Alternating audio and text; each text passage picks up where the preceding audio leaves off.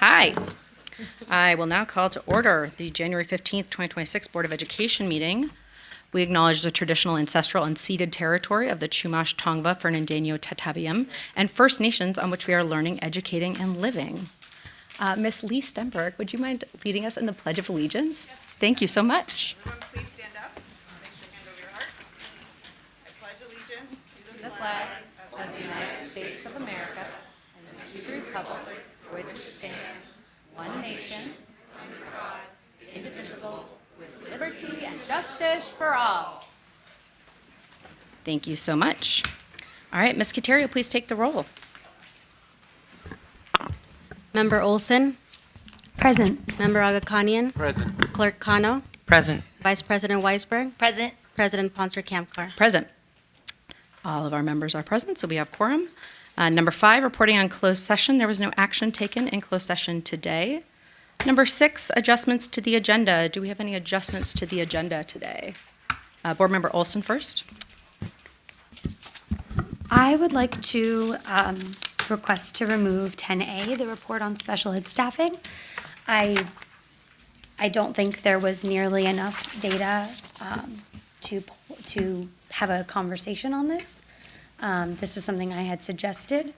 I'd happy to have more of a consensus on this, but this is something that I don't think is ready for review. How do my board members feel about that? Dr. Weisberg? I would like to keep it on the agenda. I definitely have a series of robust questions, but I feel like for me, there's enough to discuss. I think often reports that lead to additional questions and follow-up information is important, and this is definitely something that we've been talking about and looking into for many a moon. So depending on the rest of the board, my feeling is to ask it to remain in the agenda for this evening. Dr. Agakanian, Ms. Kano? Do you have opinions? Mike, please.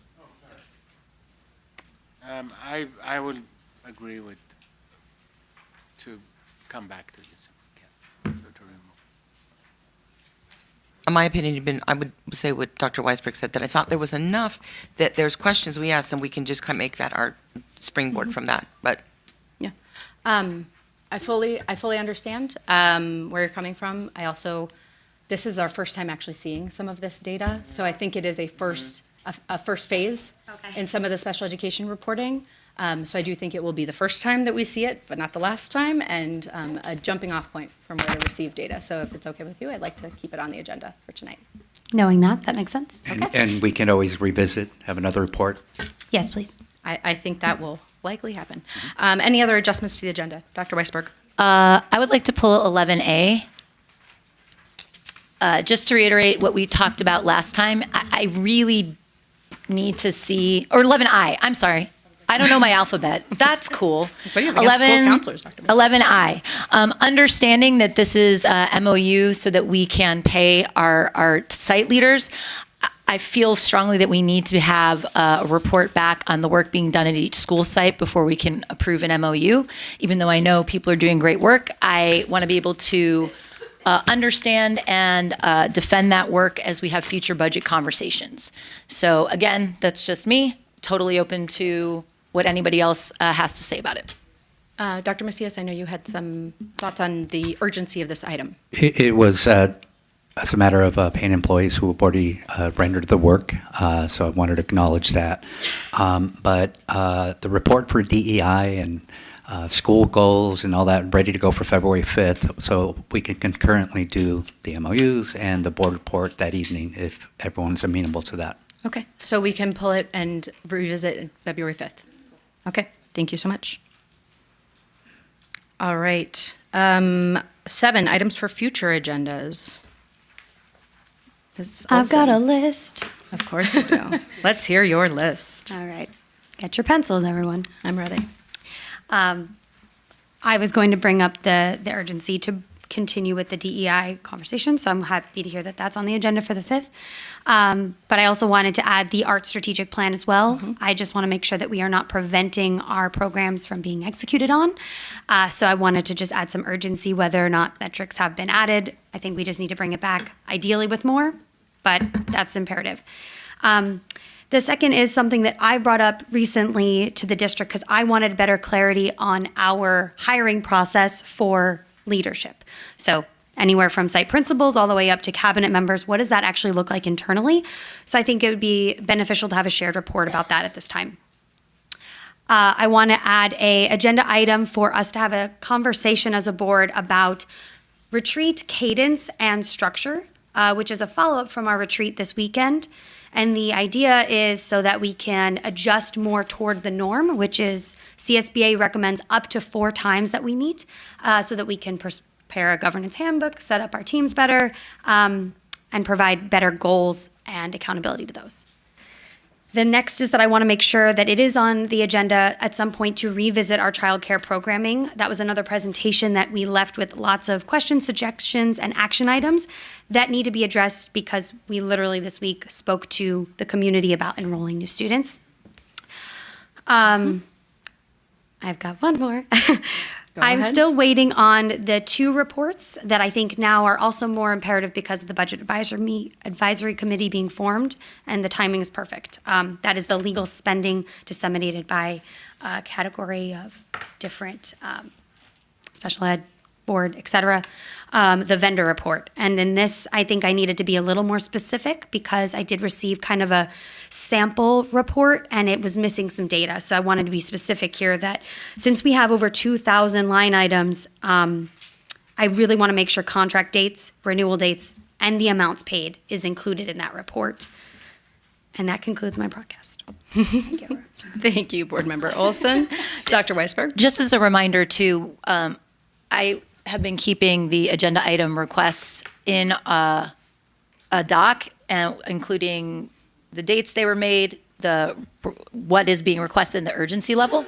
And so I think that's a helpful thing for us to refer back to, at least to maybe Dr. Macias to put in a hypothetical date so that Ms. Olson might know, like, oh, hey, it's coming up here, here, here. That could be a really helpful way to just keep everybody informed, because I know that our requests are not forgotten, but we also know that there's an enormous amount going on right now and not an enormous number of you. Possibly something for us to look at in our governance calendar when we do agenda review. Any other agenda requests from my colleagues? All right. Then let's move on to reports from the board and staff. We'll start with our student representatives. We have Haley Huang from John Burroughs High School. Welcome, Ms. Huang. Yeah, let's give her a round of applause.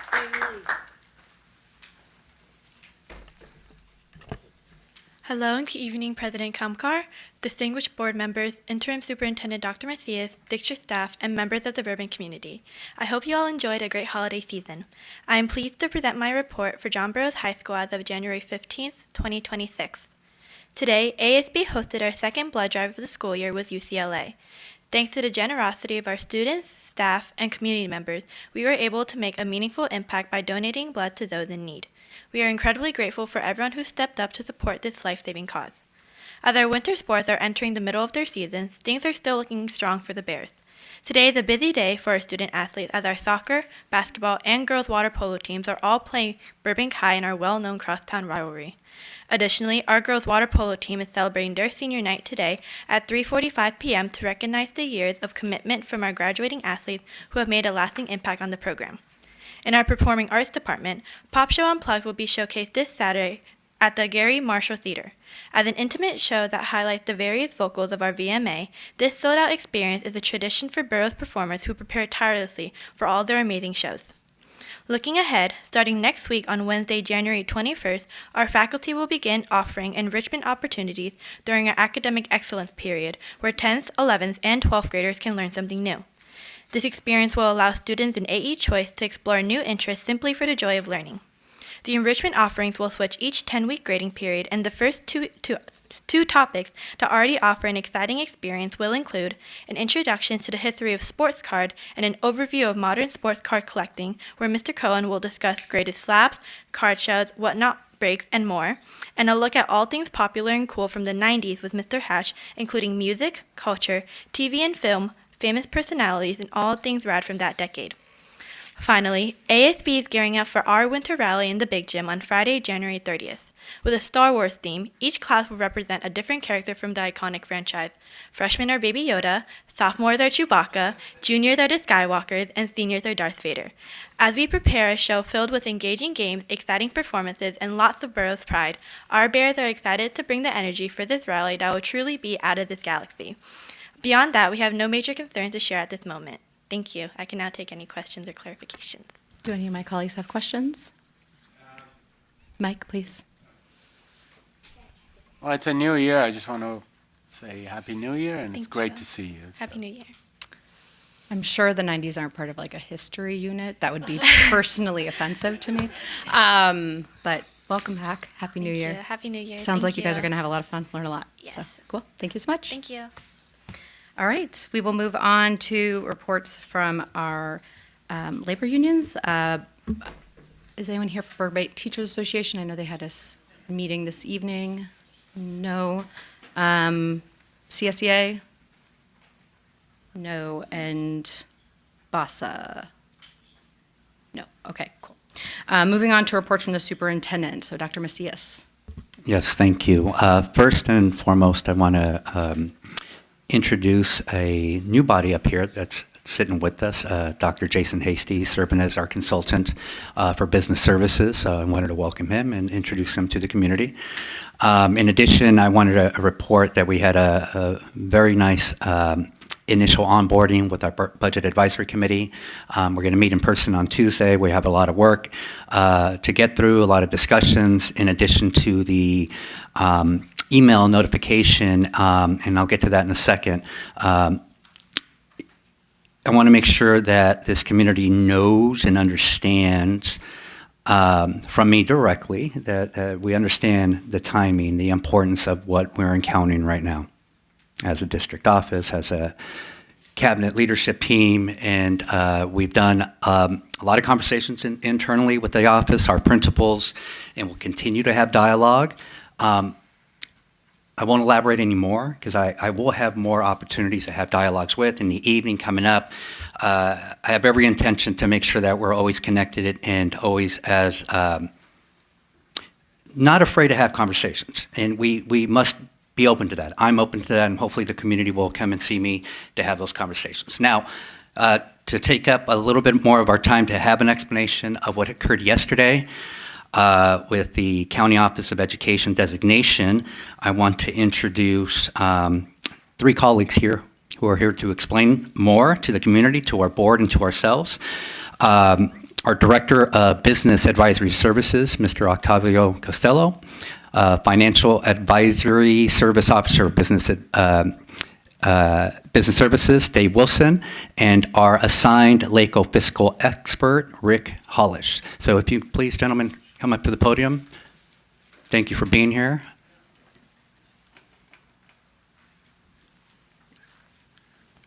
Thank you very much, Dr. Macias. My name is Octavio Costello, Madam President, members of the board. As you're aware, January 7th, the County Superintendent of Schools, Dr. Deborah Eduardo, designated the school district, Burbank Unified School District, as its lack of going concern. We're explaining to your staff earlier in the business office, as we've been in conversations with Dr. Macias, and we spoke to your board president about what this means and why the county superintendent took such an aggressive action with the district. Primarily, this is due to the number of vacancies in your business operations in your office. In my 13 years working in school business, my 30 years at the County Office of Education, I've never seen a district of this size experience such a gravitude of vacancies in the business office. From your chief administrative officer to the resignation of your chief business official, investigations into your payroll department, facilities, FICMAT investigations, all of this just leads to a concern to the county superintendent.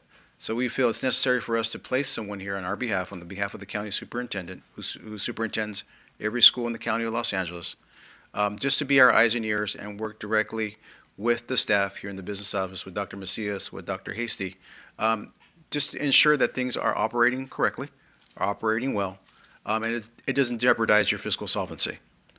Before I get more into detail, allow me to introduce the person who will be here with you as your fiscal expert, Mr. Rick Holash, and he'll give you a little bit of a brief experience of his background. Thank you, Octavio. Board President, Dr. Macias, thanks for having me here today. Thanks for accepting me in. My first 19 years out of college, I was mainly in public accounting, a little private industry, got my CPA back in 1988. Then in 2003, I got the amazing opportunity to come to a school district, and I loved it. And until 2021, when I retired, I was either a director, an assistant, or associate superintendent, mainly on the business side. And that's what I've done. I did some consulting after retiring, and then last month while on the golf course, these guys called me up and said, hey, we would like to see if you'd like to go out to Burbank and help us out. And I jumped at the opportunity because, you know, it runs deep in my blood. The schools, my family's from Canada. Many of my family members were teachers. My wife taught 37 years. So it's just so nice to be welcomed here, and I look forward to helping you guys. So I did also want to just take the opportunity to clarify some things. I know part of rumors or concerns about the solvency of the school district. The school district right now, as a first-year term, is positive. Our letter was issued formally to your board chair this afternoon. So you do have a positive certification, which was filed on behalf of your district, which we concurred. So I'll let David talk to you a little bit about what we're seeing. There are concerns on the first interim, but as of right now, you are fiscally solvent. However, it's important for you to heed the warnings and some concerns that are listed in the letter, and I'll hand it over to Mr. Wilson. Hi, thank you very much. So when we're reviewing your first interim certification, your first interim report this year, obviously declining enrollment is an issue, not only for Burbank, but most districts around the county, so don't feel like you're alone in that. But obviously that affects your local control funding formula, so your revenues. So we're concerned with that. Also, deficit spending was an issue. Again, a lot of districts are dealing with deficit spending as COVID dollars are drying up and costs are continuing to increase. And then we do notice that your labor negotiations are still unsettled. And so what that cost will incur, we're concerned with that as well. So those are just the main things that we were looking at the first interim. That's all I have. Thank you. So with that, I'd like to open it up if there's any questions for us, Dr. Macias, from the members of the board. I defer to our board president and board members first before. I don't know that we have any questions right now. Thank you for the explanation. Sure. Of the designation and for our current financial status and for the letter about our current interim. Welcome, Mr. Holish. We're happy to have you. We've known for some time that we need assistance, especially in the area of controls and processes, and so we're looking forward to working with you. So, we've been asking for help, and I think we appreciate the county coming in for help. Our pleasure, and just to clarify, he will be here. He's contracted to be here until June 30th. Doesn't necessarily mean he's going to be here until June 30th. If based on his professional recommendation, if he sees things are going in the right direction with the district, we can scale back his involvement. He is contracted to be here at least once a week in person, and he's working with the business staff. And your business staff should be commended, Madam Chair, for them keeping the district running the way it's running and operating. You would expect with such vacancies, vendors not getting paid, payroll not being made, mishaps at the district office. Your staff did a great job keeping it going. A credit to Dr. Macias, yourself for your leadership. We just want to make sure things continue in the right way. We build their capacity. And so Mr. Hollis will be here with his expertise to help your district. Thank you so much. Thank you, ma'am. Dr. Macias? Gentlemen, thank you for being here. Appreciate it. Just a couple comments that I want to make before I button up. One in particular, Since the summer, we've been placed under very extraordinary, difficult positions. We're addressing circumstances that were done by actions and decisions by others, quite frankly. We are now in the middle of bearing the responsibility for it. That is the burden of leadership. That is something that came with my role that I very happily took on, and it's something that I want this community to understand, our internal team to understand, because we've been working very diligently together. Leadership means stepping forward. It's not stepping away. And I'm committed to that. I know this team is committed to that. Vacancies that we have, we're filling in the gaps as best as possible. When positions are available to post, we post them. We have some current ones there. And we have a deep commitment to that. This team has made some really big sacrifices and will continue to do that. We're very motivated to stabilize, very motivated to get better. It's not optional. It's a high expectation I have of myself, this love for this district. It's my highest expectation that it's going to happen. So every difficult decision that has to be made, any corrective action, every ounce of effort, it's done under a very singular purpose. It's done in the best interest of our students. That is never lost in our sight. It was something that was shared earlier in our business services meeting with our partners from the County Office of Education. That's important that we're always grounded in that work. I'm proud of our team right now. We've been stretched and challenged. That's the burden of leadership. So we remain committed to that. We are in a new phase with this designation, but it doesn't change the work. So I wanted to make sure I said that loudly and clearly. Thank you. Thank you so much. All right, we are actually going to go back to reports from our students because we have Ava Elgasian from Burbank High. So Ava, welcome.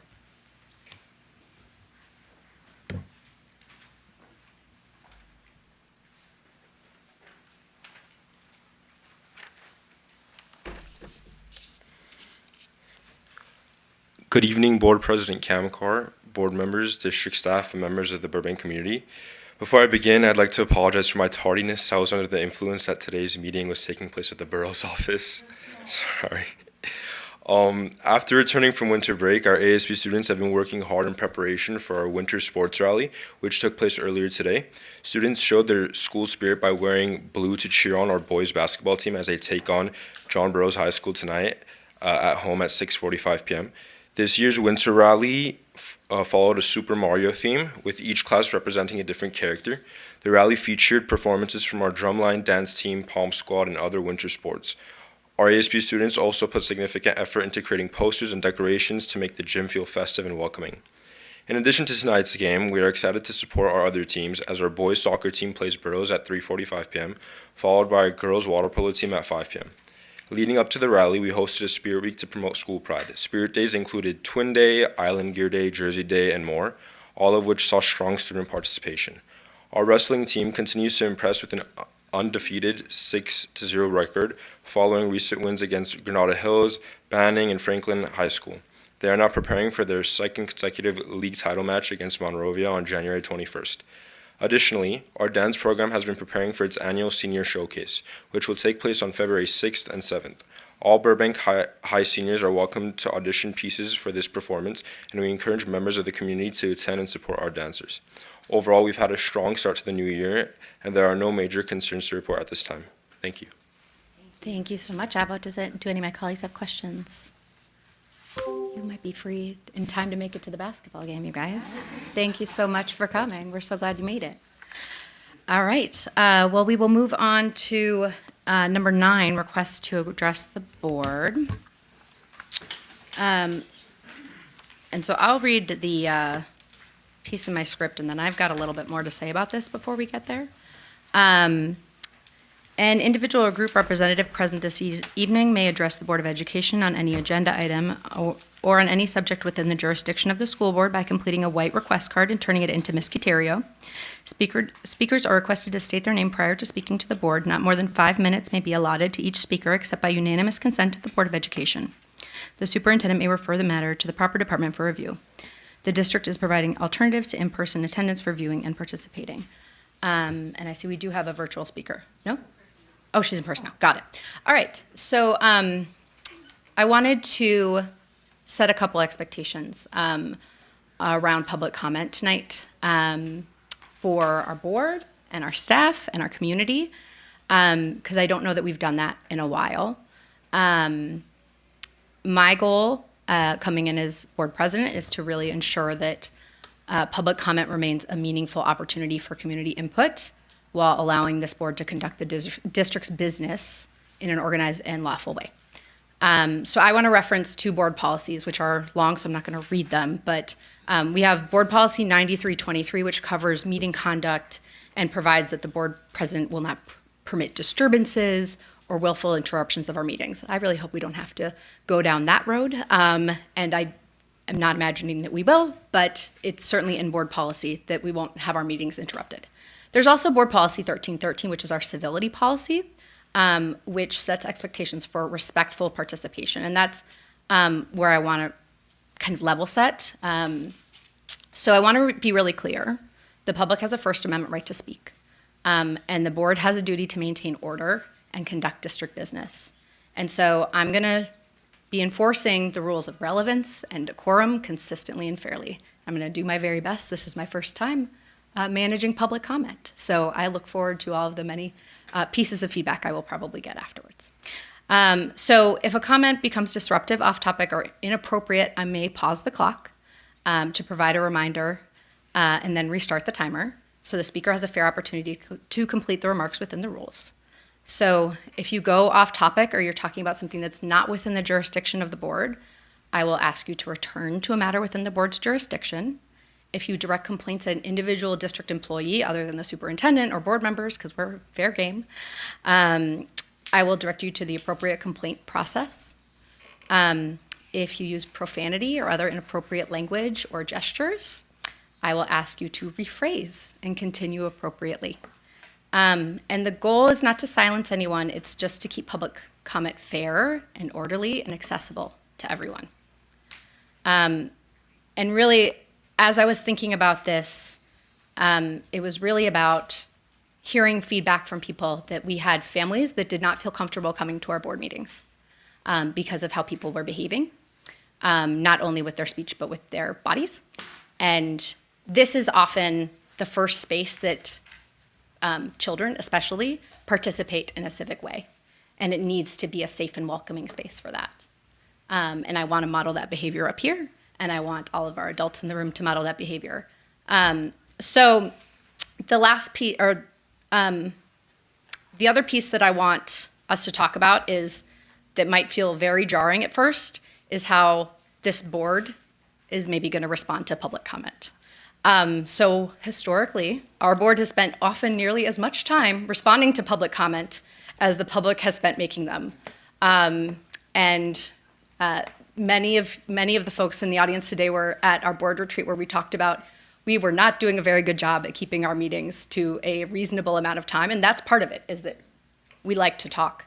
And it can create connection, real connection with our community, but it's often not appropriate in most circumstances, and it's not consistent with how most California boards and councils conduct their meetings. And so going forward, I'm going to be also potentially interrupting my colleagues up here and asking them to address agenda items during the agenda item itself so that we're properly deliberating, asking that non-agenda public comment, or if we're addressing public comment that's on non-agenda items, that we refer it to staff or ask for it to come back at another time.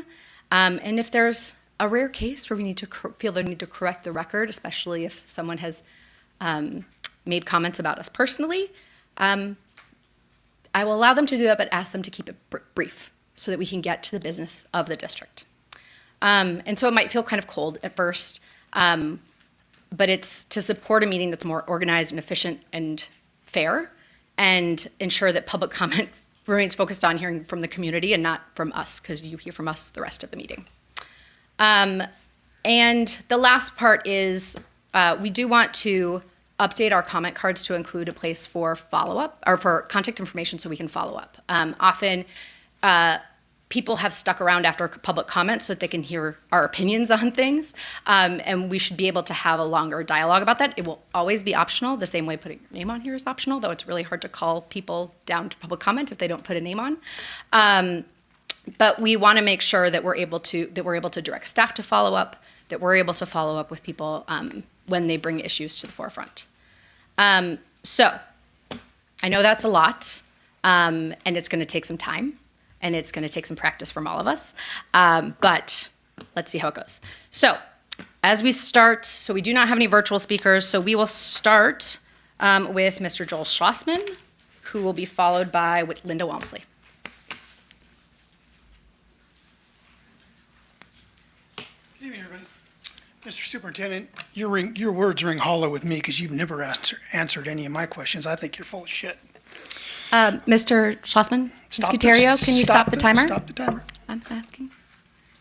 I would ask that you refrain from using profanity. You can ask all you want. Okay. Thank you so much. I would ask that you think about your own children and whether you would want them to be in a boardroom where people are using profanity. Thank you so much. Go ahead.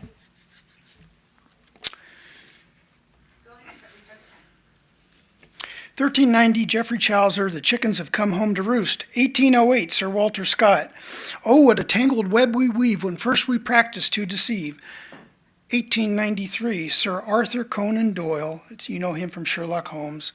He talks about a smoking gun. I'd rather be here tonight. I'd rather talk about flock cameras and whether or not they can help the security of our schools. I'd rather be talking about a page on our website for the election process because we're going to need to help new people who want to be elected. I have an article here from the LA Times that talks about kissing at private LA school, Sierra Canyon. That's where Miss Weisberg works. And it involves sexual assaults. It involves staff knowing about it, lawsuits. And I wanted to ask her if she had any hand in that, if she knew anything about it. Let's go to this email, Ms. Ponzer Kamkar, that you wrote June 4th of 2025 at 2:05 a.m. The subject of this email is conflict of interest language. In this email, you mention Tabbitt's daughter, Brianne. In this email, you talk about money troubles. In this email, you talk about ethics. And you talk about how disappointed and unfortunately, you're wide awake at 2 a.m. So this email shows that you knew about the Charlene Tabbitt deal months before, this is my time, months before, and yet you voted on it to give her another $45,000. Now, a copy of this email was sent to Ms. Weisberg, so Ms. Weisberg knows about it. So I'm calling on both of you to resign. I think you've been disingenuous. That's a polite way of calling you a liar, which I am. And I'm concerned about it because it's not fair to Miss Tabbitt to be criminally charged and not know about this. I think that Voorhees, the police investigator, should know about it. I think that all of Burbank should know about it, that you're talking about Weisberg's daughter, I'm sorry, Miss Tabbitt's daughter, months before, so you knew about this. And why would you call the subject of this email conflict of interest language? So you've got some explaining to do, and I don't see any way around it for you. I think you're in trouble. And I hope everybody else calls you out on this too, because you should be. And it's part of the problem that we're in the situation that we're in. And I wonder when we're going to get to the truth of all this, because you keep hinting about all the other roaches in the cupboard, all the other problems we're having. So that's it. Thank you. Thank you, Mr. Schlossman. Ms. Walmsley, and then after that is Jim Festante. I hope I got that right. Good evening. My name is Linda Walmsley, and I'm here tonight to talk to you about communication. In addition to teaching 48 years in the BUSD, I was often given the opportunity to participate in other interesting and important tasks. I wrote curriculum, participated in textbook adoptions, worked to develop partnerships with the business community, organized the principal and senior for a day events. One of the most interesting committees I was honored to serve on was a group of district employees that were asked to work to find the best method to communicate important information within the district and then push it out to the entire community. We worked diligently to gather information and data to be able to report to the superintendent and the board our findings. We wanted to be sure that we were giving information that would support them in the best possible way to communicate effectively to all stakeholders. What was the answer to this question? Gossip. Surprising as that may be, it does work. Right now, I am aware of some gossip floating around the BUSD and beyond. I keep hearing about a group of people being labeled as Old Burbank, or the Cocoon Group, based on BSD graduate Ron Howard's movie that highlights the value of the wisdom of older people. Well, I'm here to let you know that this gossip is true. That group does exist. I am part of it. I think it's time to set the record straight and tell you who we are and why we exist. We are a group of Burbank property owners, voters, taxpayers, and most of all, supporters of the BUSD. Some of us have worked for the BUSD, some of us are graduates of the BUSD, some of us are parents of students of the BUSD, some of us just old Burbankers. We exist to speak the truth, to ask questions, to help inform the community about all aspects of their school system, to bring change that strengthens the policies and processes of the district. During our short tenure of addressing you, we have seen some positive actions. The establishment of the long overdue SFOC committee for the Measure ABC bond. Missing minutes of past school board meetings are being brought up to date, and now minutes of the immediately prior meeting are being presented at the following meeting according to BUSD policy. Unlawful delays in responding to California Public Records Act are being addressed. Exposure of problems with consultant contracts, overpayments, the bypassing of typical accounting protocols, all highlighting the lack of internal controls and fiscal stability for the district, are being addressed also. I can tell you these are good, caring people that spend many hours doing what we all know to be valuable and important work. They have backgrounds, skills, and experiences that give them the credentials to pursue these goals. They work with integrity and a mission to promote ethical governance. And most importantly, they do not spend time gossiping about you or anyone associated with the BUSD. Thank you. Thank you, Ms. Walmsley. I'll take Mr. Jim Festante, followed by Lee Stenberg. Board President, trustees, superintendent, longtime lurker, first-time commenter.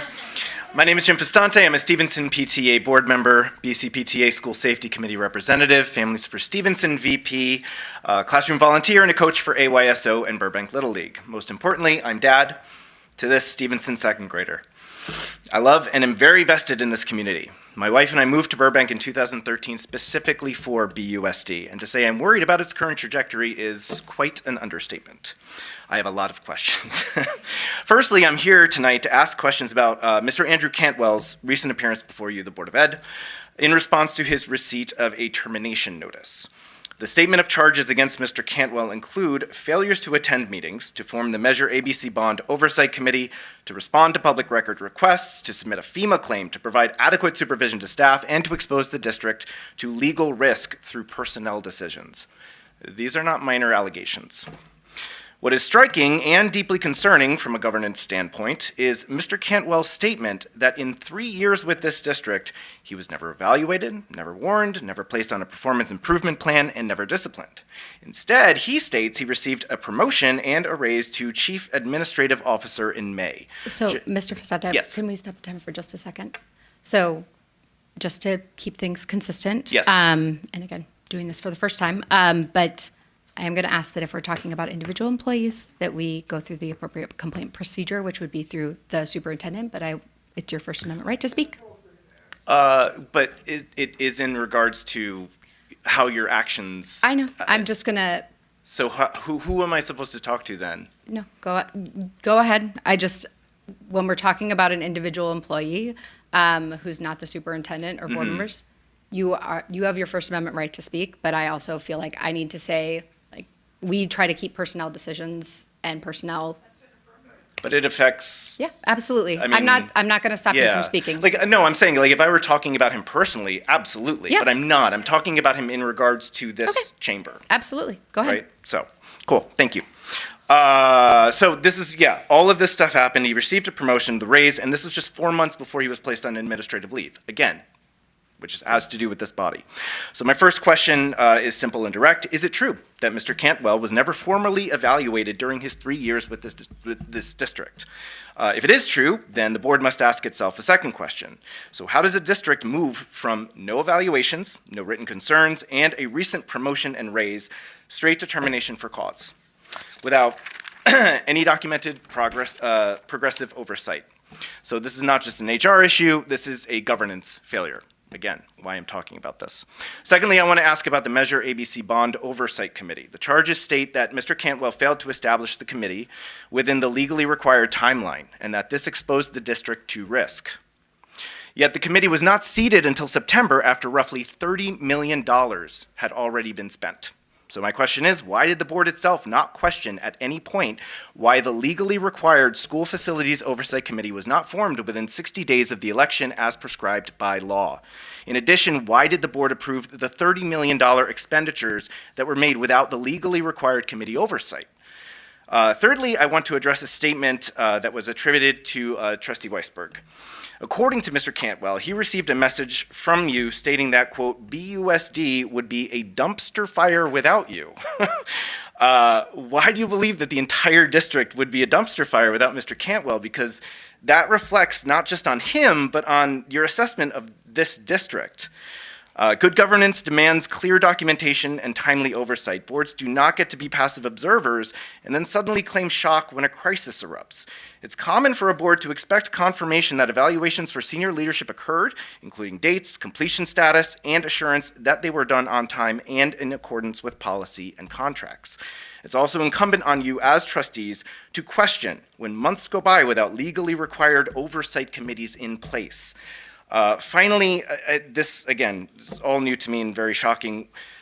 The board agreed to and offered Mr. Cantwell a settlement agreement in November and then rescinded that offer. And I'm curious why.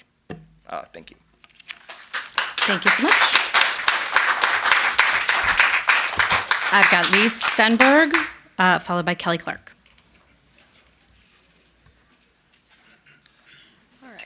Good evening, everyone, board members, superintendent, Burbank community. Good evening, my name is Lee Stenberg. I'm a parent of a first grader and a seventh grader at BUSD. I also came here for the schools when my daughter was 1. Earlier this week, several elementary school parents and I wrote to Superintendent Macias after today's agenda was released without the 2026-2027 school year calendar. I appreciated his prompt response and his commitment to provide multi-year calendars going forward, so thank you. I really do appreciate it. All the parents on that email really appreciated it. And it's a really important step. But I wanted to come here tonight because the timing and structure of the school calendar, particularly if it's continued Wednesday start, has a significant and inequitable impact on working families, especially those with young children, and it deserves to be addressed publicly. As of today, families do not know the start date for the next school year. And even though summer camp registration has already begun, employers, especially in my line of work in healthcare and education and many other sectors, require PTO to be submitted months in advance, and for some up to a year. Families can't plan responsibly without a calendar. Additionally, last year's Wednesday start created 2 additional childcare days for families, yet there were no camps or child school care operating in Burbank those days. Parents were forced to take unpaid or limited PTO, work from home while caring for young children, or pay for private babysitters. This was not theoretical. This happened to hundreds of families in Burbank. I raised the issue at a June 2025 board meeting, letting the board and administration know what was coming. And even with board member support, and I really do think the board member support, you guys have been great, but the administration did nothing. What made this especially difficult was that the district quickly created childcare options for its own staff because teachers and administrators had no place for their young children to go. But those same options weren't made available to the broader community. That left so many working parents without a viable solution. Summer camps, aftercare providers, and city programs all require early coordination. Employers require advance notice and time off. And when the school calendar lags behind those timelines, the burden does not disappear. It simply is absorbed by us families. The burden rests on us. So this fundamentally is an equity issue. Burbank's demographics have changed. More households have now 2 working parents, limited in flexibility, and no extended family nearby. We came here for work. I feel lucky I was raised at a time where women are encouraged and go after any career they wanted, but once becoming a parent, you find that the school system was not created to support families with 2 working parents or single parents. From childcare to elementary school homework requirements, to when meetings occur, to support parental involvement. Additionally, Burbank ends its school year earlier than nearly every single surrounding district. This means the only camps available during that first week of summer are Burbank-based camps, which have limited capacity and long wait lists. When school ends earlier than others or begins the midweek in August, families can't enroll in most camps because they require full week registration. The calendar structure itself is creating a childcare bottleneck. We're feeling it on both ends of summer break, and when I say camps, I mean camps are not nice to have. They're a necessity. So tonight, I'm asking for some concrete actions, and I know that I've been assured that the 2026 calendar will be released next meeting, hopefully next month, but going forward to release multi-year calendars like many other school districts, so families, employers, and care can be provided. 2, to coordinate with Burbank-based camps and after-school providers, including ASD, ATB, ACES, and Boys and Girls Club, to ensure care is there if once again there's a midweek start this coming school year. And 3, I think publicly commit that when a district creates childcare for its own employees, that care will also be available to families district-wide, so that any future changes to the calendar that could create additional days off that aren't related to federal holidays, families have childcare options. And then finally, when the calendar is released this year and it just doesn't align with other schools in the area, just please provide clear communication to all families on why that is. So a predictable school calendar is just basic infrastructure and requirements for us working families. And I thank everyone for working on it. I know it's a big commitment, and there's a lot of people that are working on it, but just thank you for your time, and I appreciate to be able to express this publicly. All right, have a good evening. Thank you. All right, I have Ms. Kelly Clark and Jeff Vanderberg following.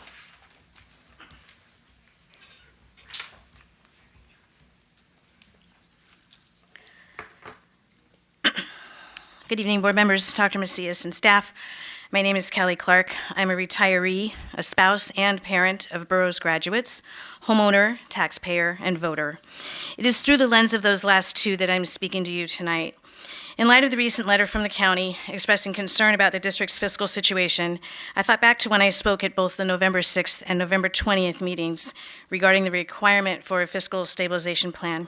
And I did hear the information from the county. But had the district started working on putting together a comprehensive FSP when the letter was first received in September, we might not be where we are now.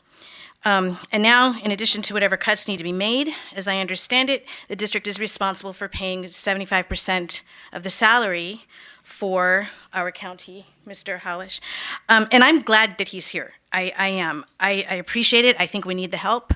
And I think that's all great. But also, I feel like the situation could have been avoided. And in the money situation that we're in, I mean, that's concerning. On November 20th, Ms. Helfrich spoke about a pending lawsuit by a former employee. And regardless of the outcome of that suit, the process will cost the district money, probably already is. If that employee prevails, the number could be pretty high.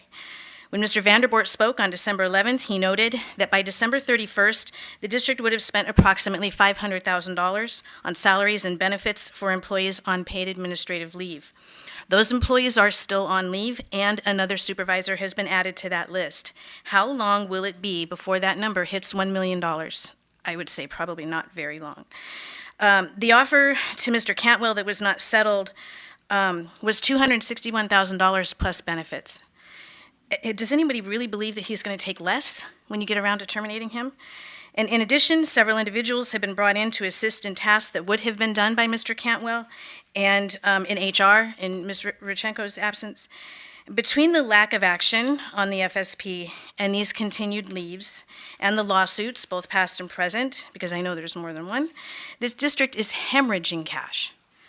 Every one of these instances, frankly, is a result of decisions that you have made, not to be harsh, but facts sometimes are harsh. How much is it going to cost the district, and by extension, Burbank taxpayers, before this is resolved? Thank you. Thank you, Ms. Clark. Mr. Vanderburg, followed by Teresa Medina. Hi. Good evening, board members, Dr. Macias. I'm Jeff Vanderbort. As you alluded earlier during your Sunday's goal-setting session, you spent about an hour or so discussing a goal to reduce the amount of time spent on public comments to allow you more time to spend on the real business of the board. That's what you stated. Thank you, Member Olson and Member Kakanian, for your support to keep the current 5-minute time limit and recommending that the board adopt clear rules to limit the amount of time available per speaker when the number of speakers becomes so large that it needs to be managed. I learned from Dr. Weisberg that the number of public speakers is now far less than it was during the COVID days. News to me, but thank you for saying that. Nevertheless, you advocated for a reduction to a 3-minute time, regardless of the numbers of speakers. FYI, as someone who addresses the council, who allocates different amounts of time depending on the number of speakers, I'm familiar with it, and I usually prepare a couple of speeches to be ready. Since the Tabet conflict of interest scandal, there have been 14 regular board meetings, lasting from 2 hours and 8 minutes to 5 hours and 43 minutes. On average, the meetings lasted under 4 hours. At the longest meeting, public speakers spoke for 25 minutes. Staff used 1.5 minutes to respond, and the board used 24 minutes. You acknowledged that earlier. That on average, we both use about the same amount of time. I remind you that the real business of the board entails a variety of responsibilities, and you know this really well. You practice it as much as possible. You celebrate students' accomplishments, you commemorate their heritage, and you oversee the education, the financial responsibilities of the district, which is the core of the value of this district, but it also includes receiving public input. I have come to understand from your responses in the past that you do not like it when we share publicly some of the problems that we have found. No one likes to be reminded of some failures when they happen under your watch. However, reducing the amount of time hearing facts from informed members of the public who share the same passionate interest that you do about education will only hinder or delay your staff in their ability to address problems promptly. As we heard tonight, LACO's designation of our district as lack of going concern, that's a mouthful, is an aggressive action. In that letter, LACO outlined 3 investigations. In the interest of transparency, as you promote, please tell us, did the board receive a report for the recently concluded investigation concerning facility-related expenditure? Are you going to share this information with the public? When we point out overpayments made on not-to-exceed contracts, payments made without proper invoices, improper use of bond funds, or the lack of an SFOC, we're bringing you facts, not attacking your employees. Your employees are experienced professionals who are here to perform a public job. Your job is to hold them accountable in a professional manner. I have yet to hear a member from the board ask them to report back to address a problem that we've brought to you. They should either acknowledge and correct the problem that we discussed or inform the public if we were wrong. And please educate us if that is the case. It has now been over 7 months since your attorneys hired the Sobel group.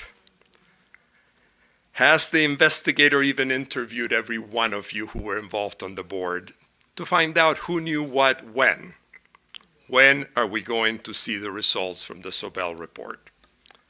By the way, this email mentioned early by Mr. Schlossman surprises me, since I have read over 1,200 pages of paperwork that your attorneys dumped as a response to a request for emails on your conversations on the Tablet matter, and I don't remember that email at all. I hope it's either something that was left out in outer space, but it's clearly crazy that we never received it.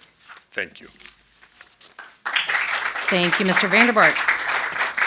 Teresa Medina, followed by Daniel Hacking.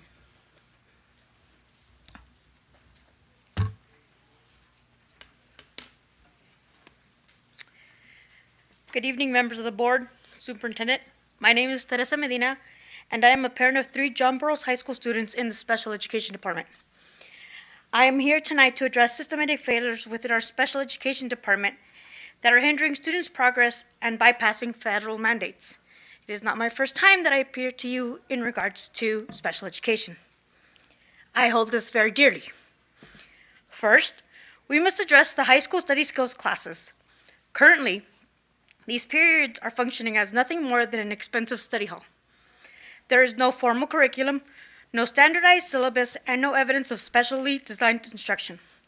When a student's IEP calls for study skills, they are entitled to learn executive functioning and organizational strategies.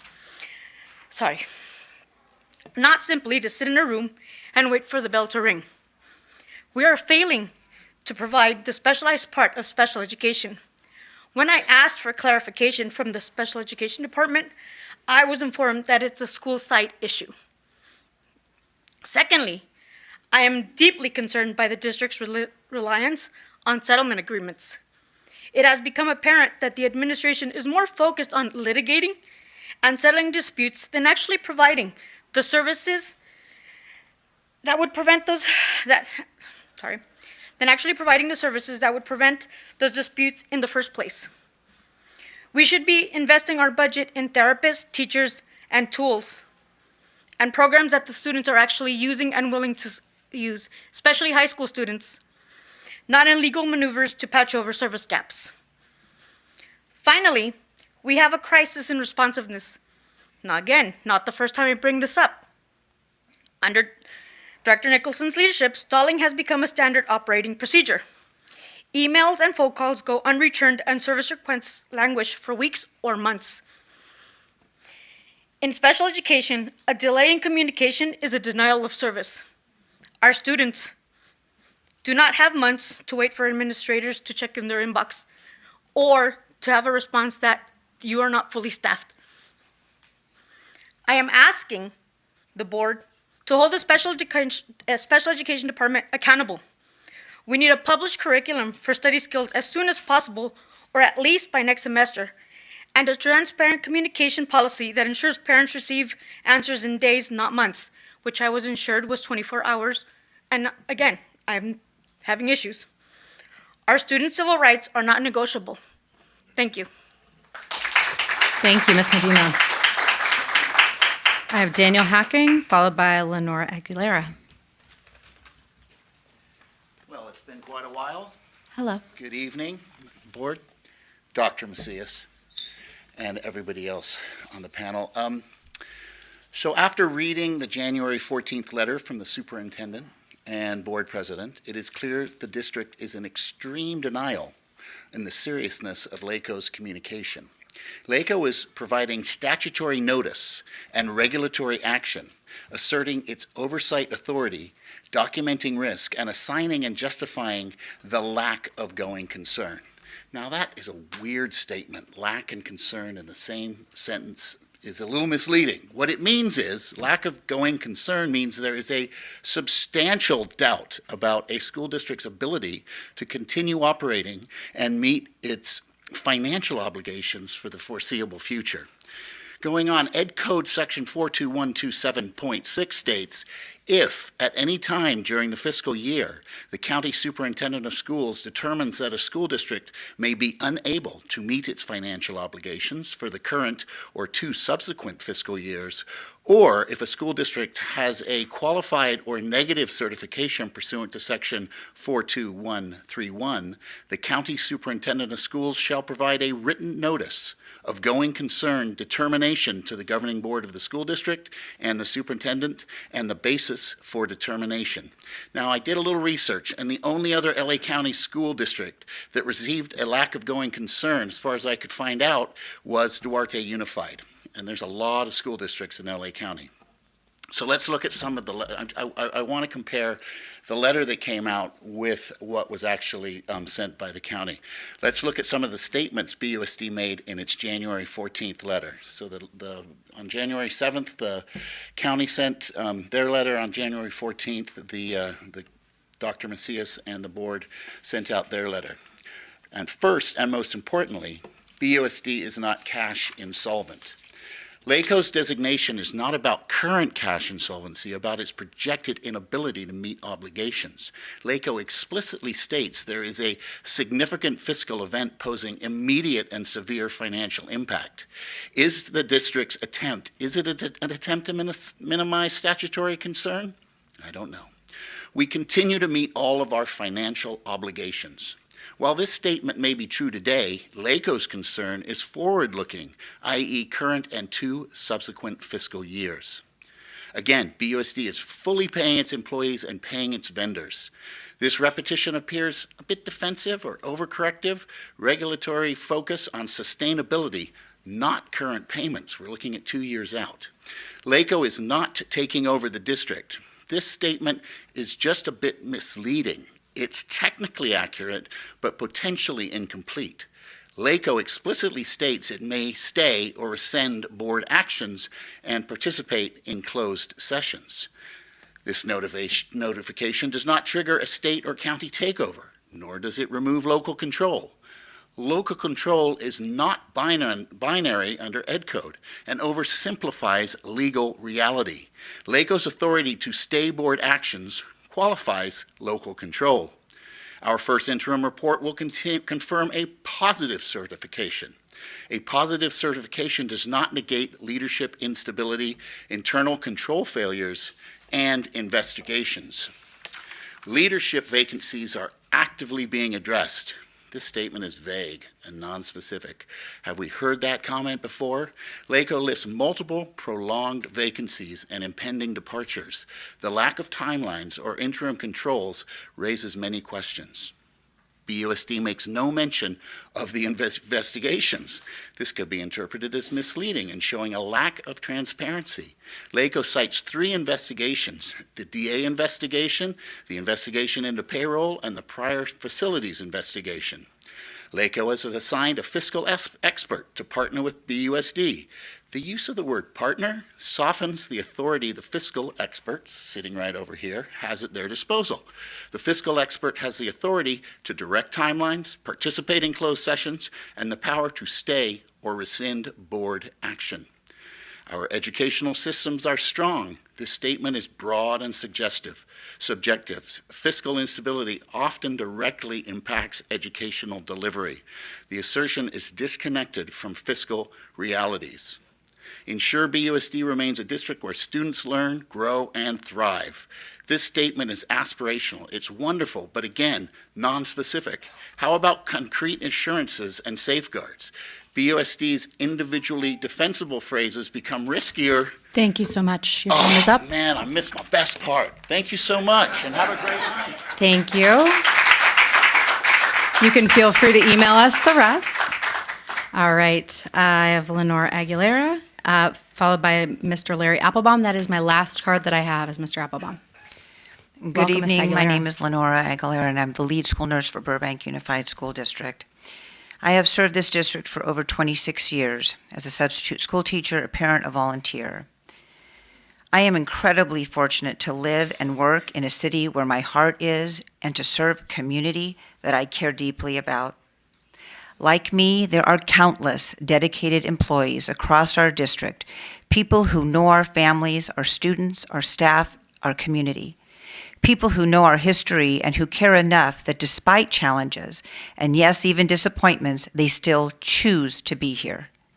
They still view this as a place worth believing in, a place they are dedicated to, a place where they look beyond setbacks and remain hopeful about continued growth. They are committed to learning from our past so that we can set new goals, both individually and collectively, and continue moving forward together. Tonight, I want to say thank you. Thank you to every one-on-one aide, every BIA, every campus supervisor, every custodian and facilities member. I want to say thank you to our health services, assistants, school nurses, and every member of our health services department. I want to say thank you to our teachers, administrators, district office staff, and all support staff. And if I've left out anybody at all, I apologize. And speaking from my perspective as a school nurse, I also want to thank our EMS partners for their rapid responses when we need them most. Your professionalism and quick action make a real difference in critical moments, and we are deeply grateful. Thank you to the people who show up even on the hardest days, when the work is heavy, when the challenges feel overwhelming, and when it would be easier to walk away. Yet you don't. You rise to the occasion, you remain present, available, accessible, and dependable for our students and families. That matters. You matter. This is my community. These are the people I see every day, and I am deeply grateful for every single one of you who work together to make our schools and community and city and this world a better place. Dr. Macias and cabinet members, thank you. During my years with this district, I have had the privilege of working alongside many leaders, and I consider it an honor and privilege to work with each of you. Your dedication, commitment to our district is evident every day. I see when you arrive in the morning, I see the long hours that you put in, and I am so, so grateful. Thank you for inspiring me to continue to work hard for our students, fellow BUSD employees, families, and community. It is my hope that even when the days are especially difficult, that your presence is greatly appreciated and that you each receive the support that you should. Thank you and good evening. Thank you, Ms. Aguilera. And Mr. Larry Applebaum, and that is again my last card.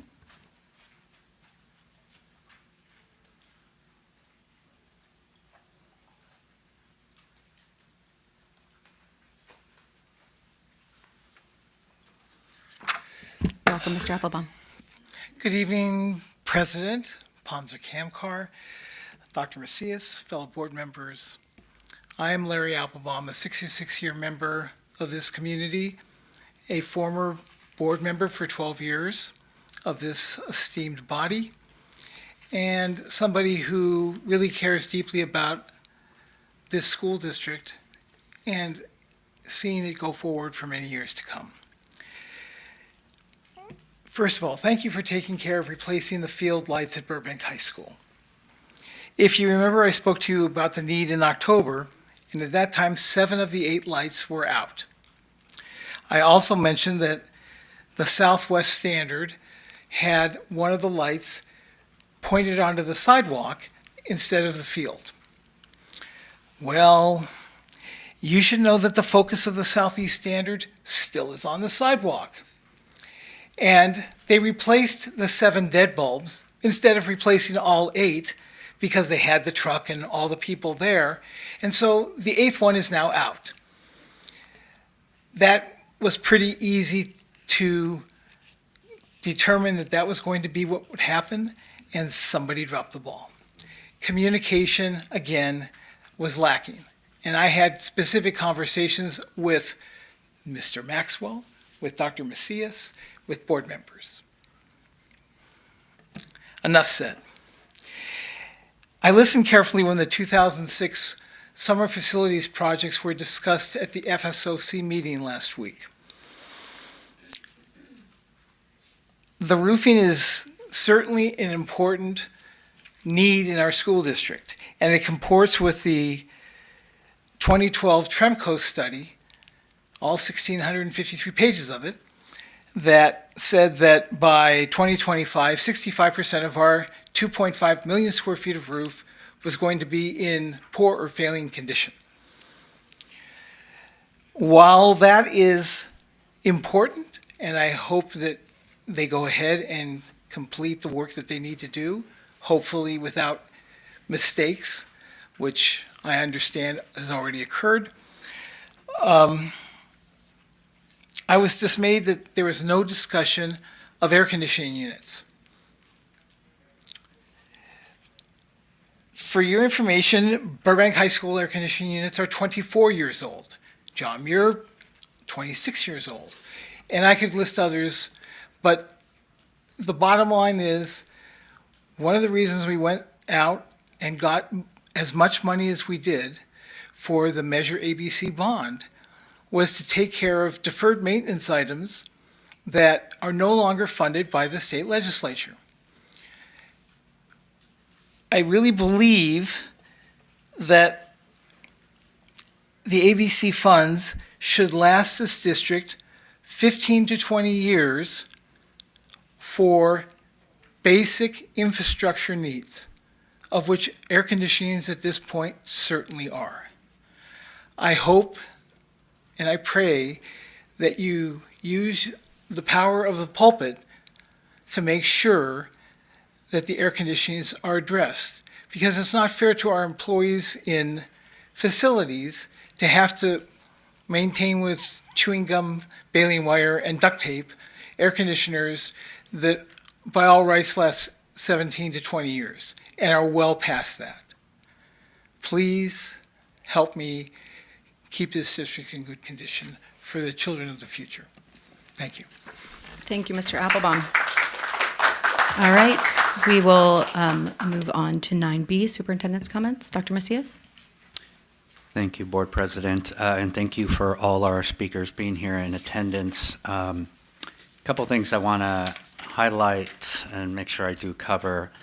Ms. Aguilera, thank you. We share the same sentiments about employees here in this district throughout our entire organization, whether they be at the site level, our service center, technology, school sites, district office, you name it. Yes, we're very grateful. We're very blessed. We work in a wonderful district, and it is about wanting to be here. And I, for one, can speak to that, but I thank you for sharing those sentiments and appreciate your support as well, too. Calendaring, instructional calendars. We're late. We're catching up on that for sure. And we have talked about it internally. I did share the expectation moving forward is that we should be approving 2 calendar instructional years at a time. It's better for everyone involved. It's better for us as well, too. So that is a standard that we are definitely going to reestablish moving forward. I have been given assurances that indeed the instructional calendar will be placed on the February 5th board agenda. So we'll make sure to cover that and follow up on that.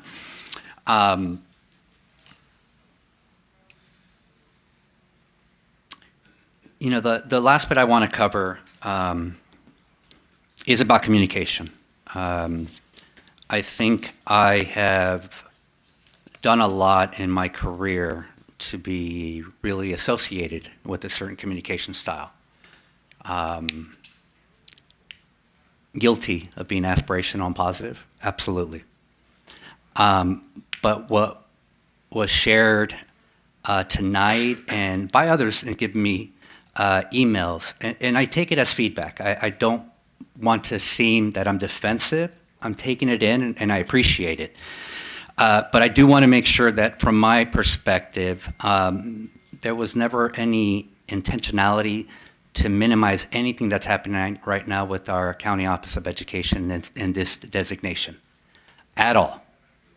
At all.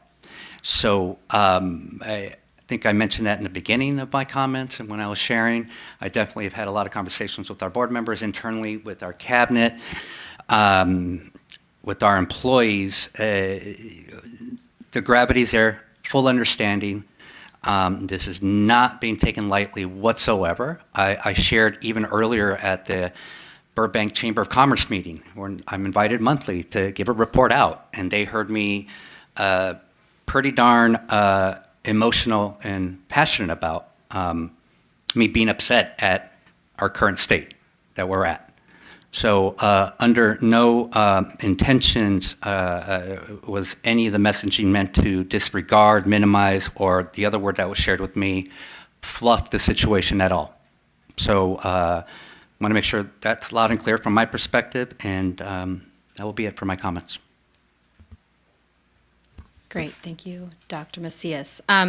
The other piece that we had as a board talked about changing in service of trying to not spend as much time responding to public comment as we do hearing public comment was to have the board president go first. And of course, I just lost one of my pieces that I wanted to talk about. So please give me 1 second while I try to pull that up. Let me just talk to a couple of things, and then I have a piece that I want to get to. So, Ms. Stenberg, you know I'm the resident. We will get to the calendar, I hope, at our next meeting. The calendar committee is something that is enshrined in our collective bargaining agreements with our unions. And I think we should be encouraging or ensuring that more working parents are on that committee. And so that is potentially something that we should have a discussion about when we approve the calendar, is how is that calendar created? Ms. Clark, you mentioned that 75% of the salary of Mr. Hollish is being paid for by BUSD. That is not my understanding based on FICMAT's responsibility for cost of intervention. The county superintendent pays for the fiscal expert. If there are any short-term technical assistance or studies, then we would pay for 75% of that. I'm going to look at Mr. Costello and hope that he gives me a thumbs up on my reading of a FICMAT PowerPoint. And no. No, is that not true then? The way in which it works, the district is going to be paying 75%. It's a reimbursement. LACO will pay out first to FICMAT. You will bill you 75% for Mr. Hollish's services. LACO will seek reimbursement for the 25% additional costs for LACO, for the county office. Totaling 100% cost to LACO being reimbursed, 25 from FICMAT, 75 from the district for Mr. Hollish's. This is why we're very, very judicious about his hours that he spends here, because we understand the condition you're in. We also understand that you may have to contract other people to fill some of these vacancies. So we're very judicious in how effectively we use Mr. Hollish's hours. Thank you. You're welcome. All right, now we have clarity on that. I want to talk about the rest of the letter, but I'll get there in a second. Ms. Medina, I think the board agrees with you that we need to be holding our special education department accountable. I think that's part of tonight's presentation where we're talking about special education staffing. But I think we would ask for at least a response to the board around this issue of study skills curriculum, just understanding that further. And then on the other questions about the LACO letter, Mr. Vanderbork, you mentioned that there are 3 investigations mentioned. The only one that's complete is the facilities-related expenditures one. The board did receive a report on that. I do not believe that that report is public because it is a personnel matter. But the board did receive a report on that one. I have been corresponding with council about where we are on our Sobel report. They were still doing interviews as of December. And we are hoping any moment now to get results back on that. I think my conversation with council was that, these are not lawyers that are doing this particular investigation. This is former law enforcement, so they do their investigations a bit differently. So he was following up with that for me, but I hope to have an answer for you, at least on a closer ETA at our next meeting. Okay. The other piece that I wanted to talk about was brought up with our employee who came to our closed session last time. So just let me get there, please.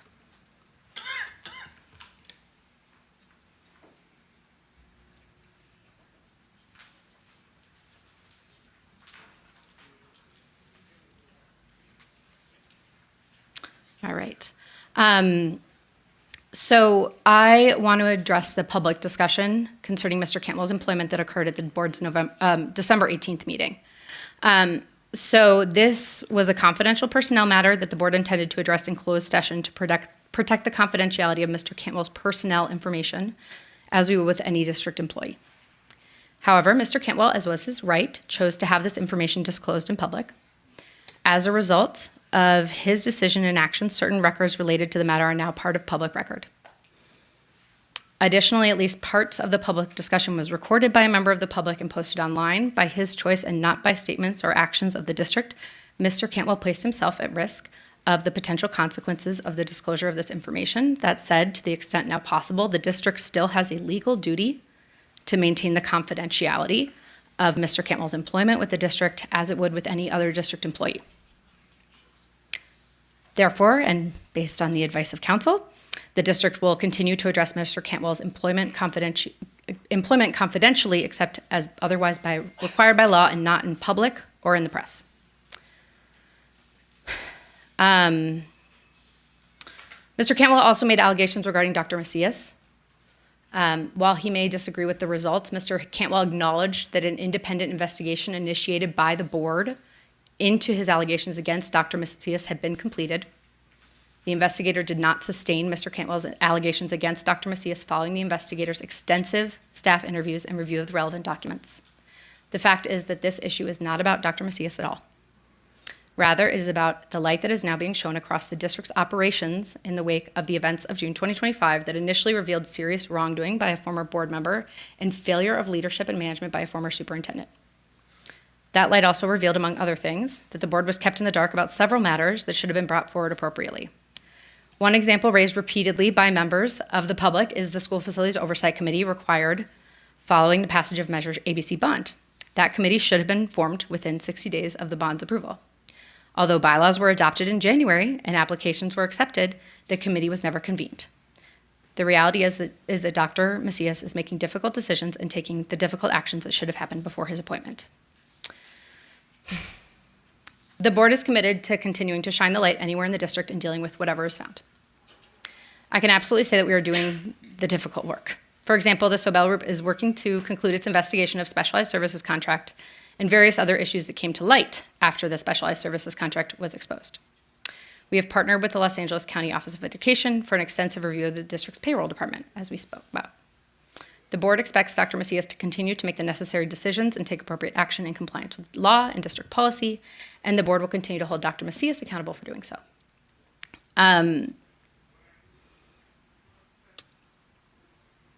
We almost always up here say, we're not going to talk about individual employees. We're going to keep personnel matters confidential, but because of the way that matters became public in our last meeting, I wanted to address some of them. But that's really all we're really going to say about that at this point. And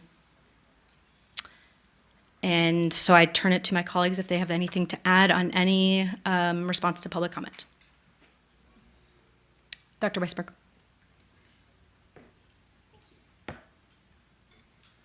I'll go quick. I'm I'm going to kind of smush Linda and Jeff's comments together just to say that I've been feeling very optimistic about the direction we've been moving in and feeling like we've been much more of a united front in tackling the issues of the district together. And it was disappointing to feel today like we backtracked a little bit and it became an us against them thing. I don't find gossip to be a particularly good way to spread information or to get information, but I hope that you will reach out to us if you feel like we are saying things about you that are hurtful. And additionally, Mr. Vanderborg, I think we've talked a lot about the way we receive criticism and that we're working on doing it in a way that feels more welcoming. And I think we've done a good job of receiving it. So I'm not entirely sure why today sort of feels like we're revisiting those moments, but I feel like we remain as committed as we have been to hearing the critiques and responding to them as best as we are able. I know we often can't respond in the way that people want us to, but we're we're trying to respond in the best way that we can. Ms. Medina, thank you so much. I wanted to share briefly that the two things that we have been working on in partnership with special education for a while now. One is the report that I asked for that's being brought back tonight in regards to the different position control within special education. The other thing that we put into play, and I'm not sure how long ago this started, but Dr. Knappich or Dr. Macias could probably tell me, but we're also working together to sort of track any trends in district settlement. So we're trying to see, like, is there a pattern in places that we can better address? Are there issues that are coming up again and again? Because I think everybody up here agrees with your assessment that we want to be proactive, not reactive. Settlement is never what anybody wants. I look forward to getting a report back from staff in regards to the study skills. You're absolutely, I wrote down something that you said. I think it's really powerful. Delay in education is a denial in service. Yes. So I did want to share that there are two concrete things that are currently being worked on. And to Ms. Olson's point from before, I don't think this will be the end of the report. I think it's the beginning of a conversation. But thank you for sharing a very specific thing that is very actionable. So I appreciate you showing up. It was clear that it was hard to do. Dr. Weisberg, I'm going to remind you that we said we were going to keep this I know, brief. I'm trying. I talk a lot. Thank you, Ms. Stenberg. And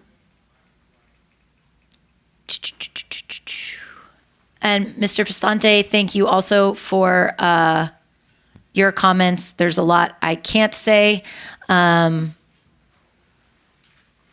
I appreciate you coming and sharing your concerns. Great, thank you. Ms. Cano.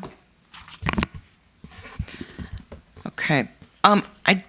Everyone, like we said, our new and improved system is going to be that we don't just kind of perseverate and keep going on just to hear the sounds of our voice. But I think what President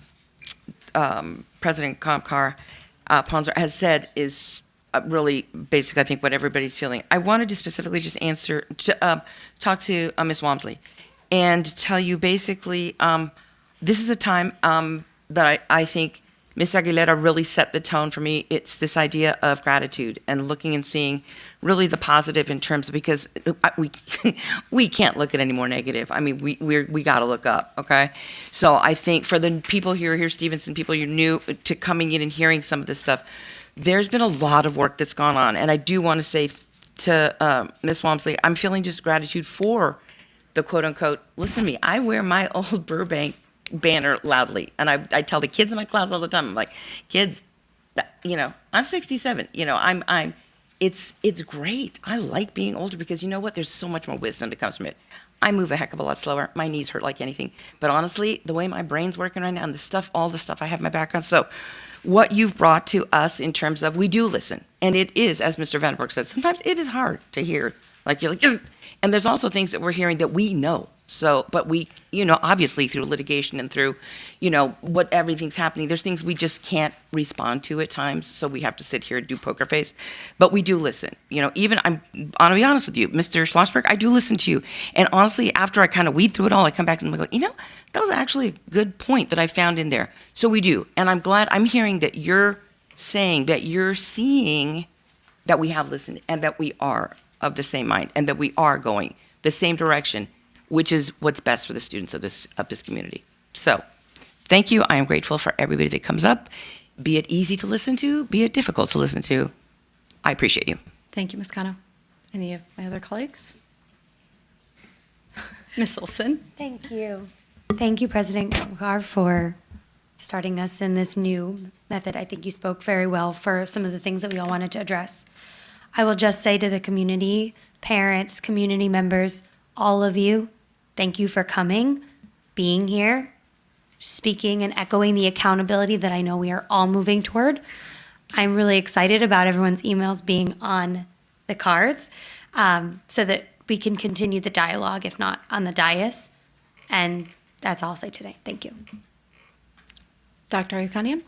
Thank you. I think my colleagues have said everything that I wanted to. I just want to again start again thanking everyone. I always tell people to be here at this time of night to address the concerns. I want to make sure that we continue these conversations. But I also want to start by wishing everyone a Happy New Year. This is our first meeting. And also, look, there's a lot going on right now in the world with uncertainty. Look at where I'm from. I'm from Iran, and look what's happening there our kids are under a lot of stress right now, and so are the families. So I think, I want to start with first, again, wishing everyone a Happy New Year, but also, just like one of our employees said,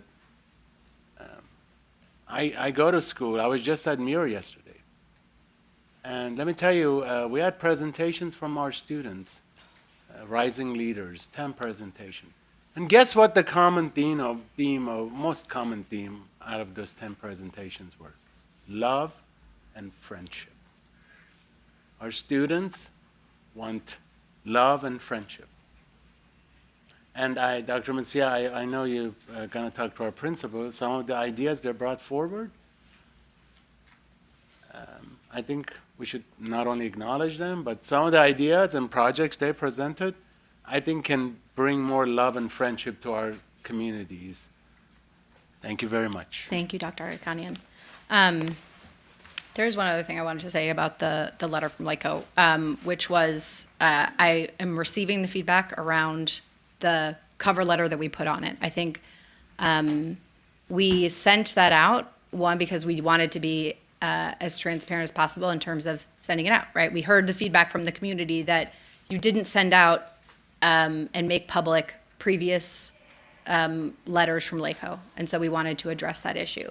At the same time, and my name was at the top of the letter, so when I opened that letter last week, I will say I panicked a little bit, right? Because I did not know what that meant, right? The term lack of going concern is enough to make you kind of panic, right? And so we prefaced it with that email to say, listen, we acknowledge there are issues, right? And I do feel like we have been trying to acknowledge issues, whether they came before us or whether they are of our own doing over the past many years, right? But we acknowledge there are issues, and that doesn't change the academic achievements of our schools.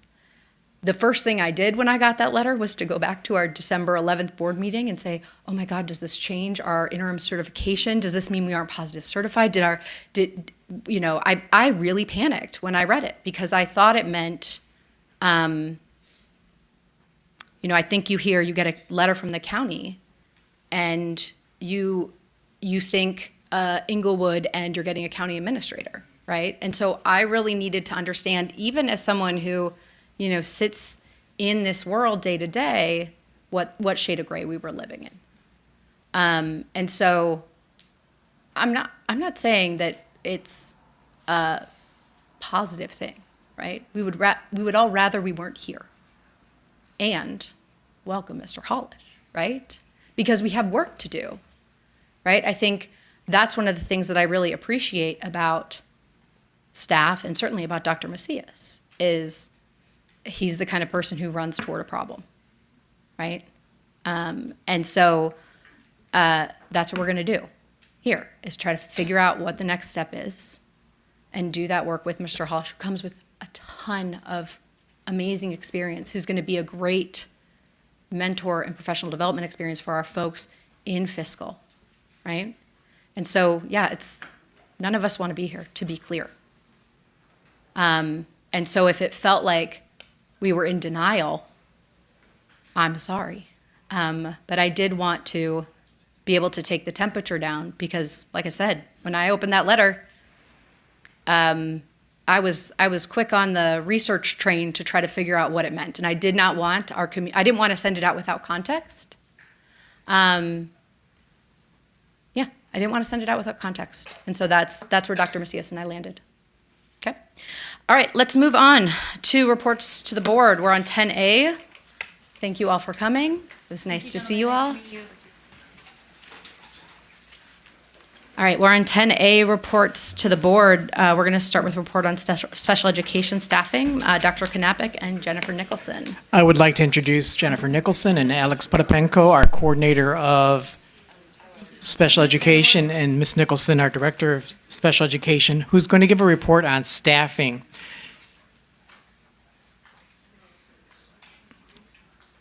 And we have a slide presentation as they come to the podium. Great, thank you.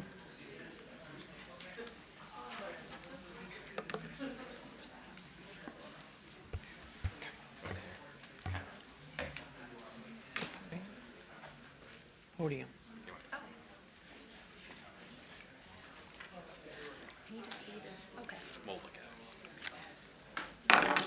Okay. Good evening, everyone. Good evening. President Ponser Kamkar, wherever he went, interim superintendent Dr. Macias, and board. Let's see here. Let me see how. So this presentation came out of the need to we wanted to provide more transparency to the community about overall special education numbers, and to also get a baseline of classified staff, our certificated staff and such. And ultimately, this is the information that we use when we're making programmatic decisions. So Alex Potapenko is going to talk a little bit about, I'm a little bit slow with my communication, so just sharing that out loud, because if I'm pausing here and there, that's why. But Alex did quite a lot of background in setting up the system that we use to gather data. And we wanted to have the most accurate data as possible based on what our staffing looks like today. It changes from day to day, and so he's going to talk about it more. But what he's done is he's really created a pretty comprehensive system of being able to track all of our staff at each school site. So, thank you all for having us. Thank you, welcome.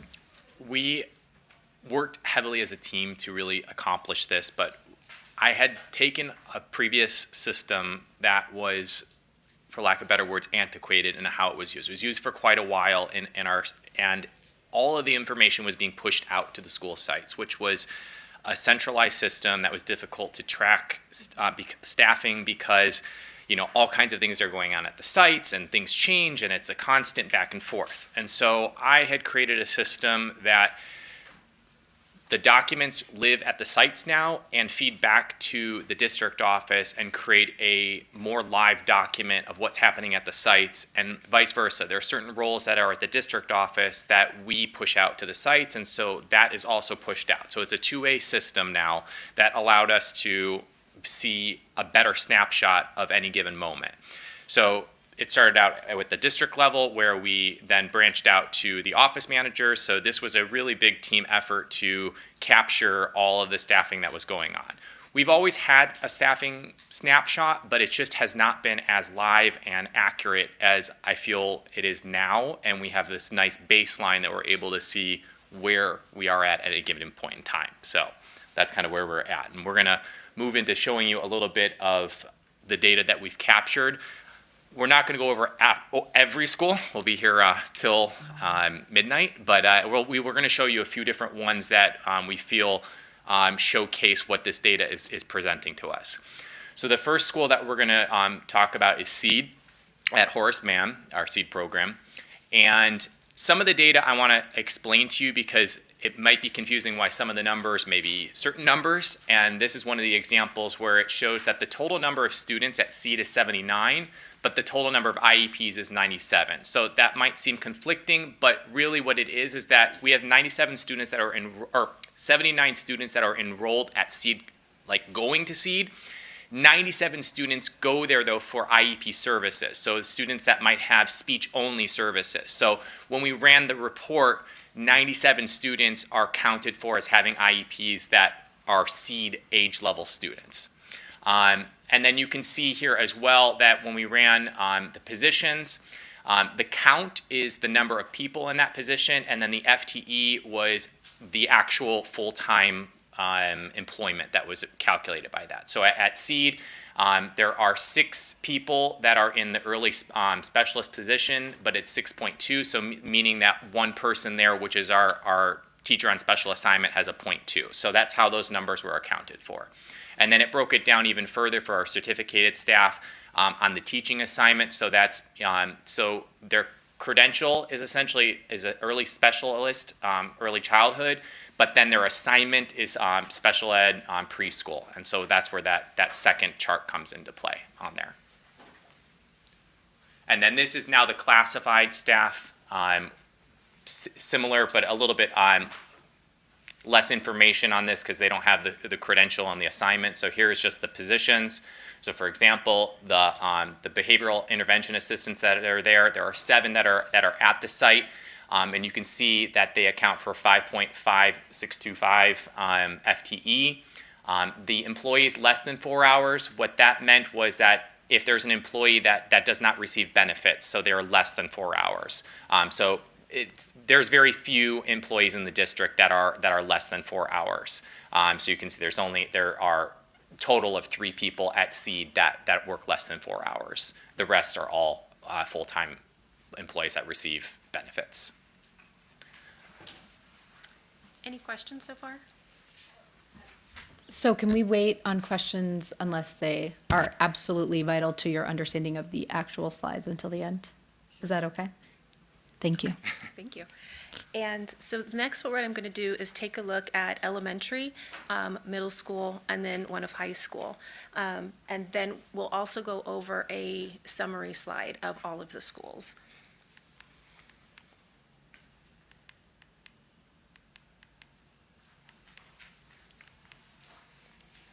Okay, so I have to turn this. Okay. So for example, at Emerson, there are a total number of 520 students at that school site. 77 of those students are on IEPs. There's 31 students in the resource specialist program, 32 students that are in the specialized academic instruction program, or AKA Collaborative Learning Center, which is what CLC stands for. And there are 14 special education only students. So that equates to, I'm sorry? You said special education. I'm sorry, speech only. In the RSP program, there are a total of 4 teachers. There are a total of 3 Collaborative Learning Center teachers for a total of 7 at Emerson. And with classified, we have a total of 9 human beings that are behavior intervention assistants, but that accounts for 7.312 FTE. Paraeducation healthcare, so that would be, typically a nurse. There is 1 person, or 0.625.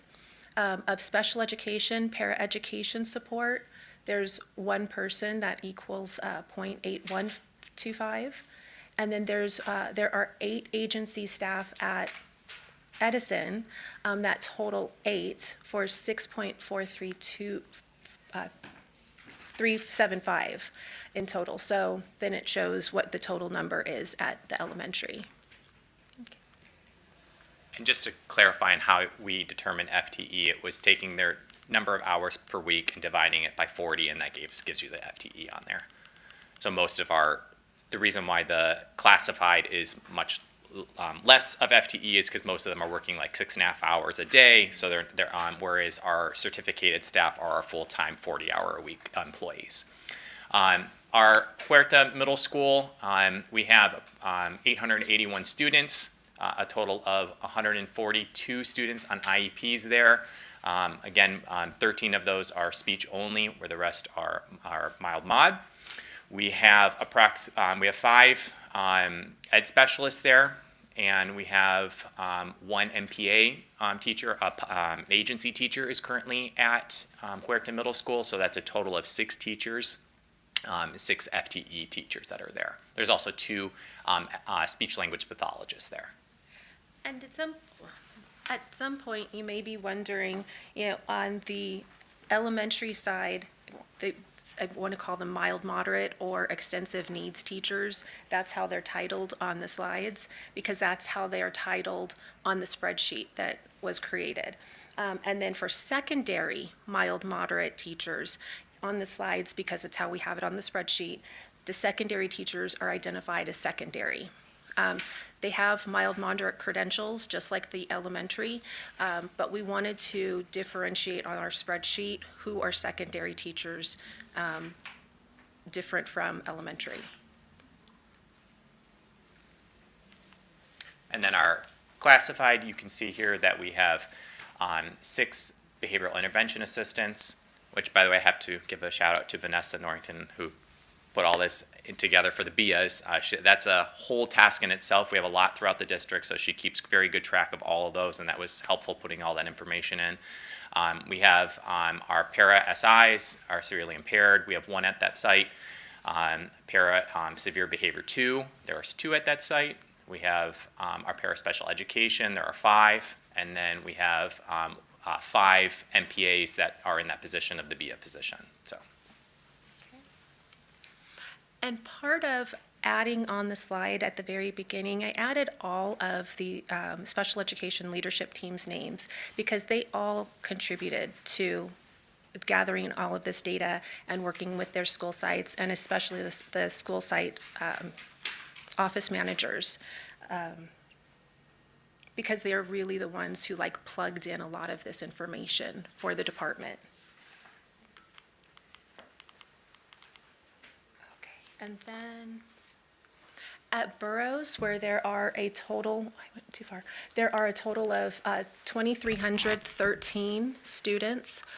In total, we have 299 students who are on IEPs. 281 have moderate to mild moderate needs, and 18 students participate in the extensive needs program. And then there's 2 speech only. So at this school site, there are 12 mild mod secondary teachers, 2 extensive needs teachers. There's 1 speech and language pathologist and 1 speech pathologist that is from an agency.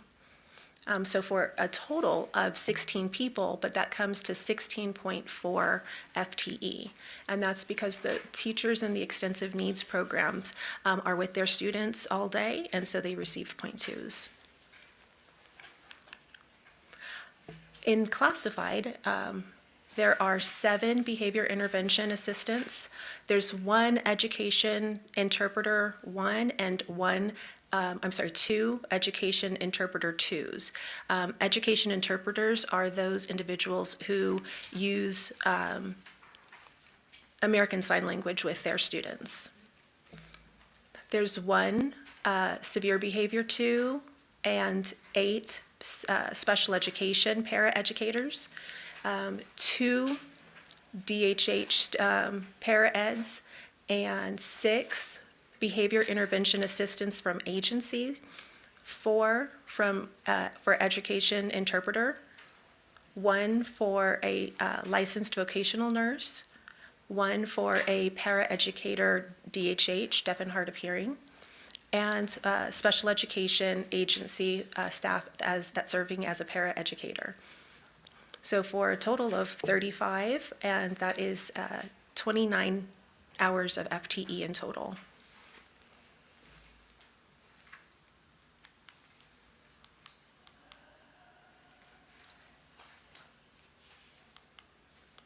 I think we're going to go to the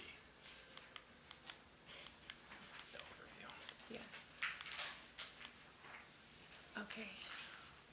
So I know this is kind of difficult to see, but we put it all in one place so you don't have to look at every different school site to see the student number. So you can see the total number of students at each school site, the total number of IEPs.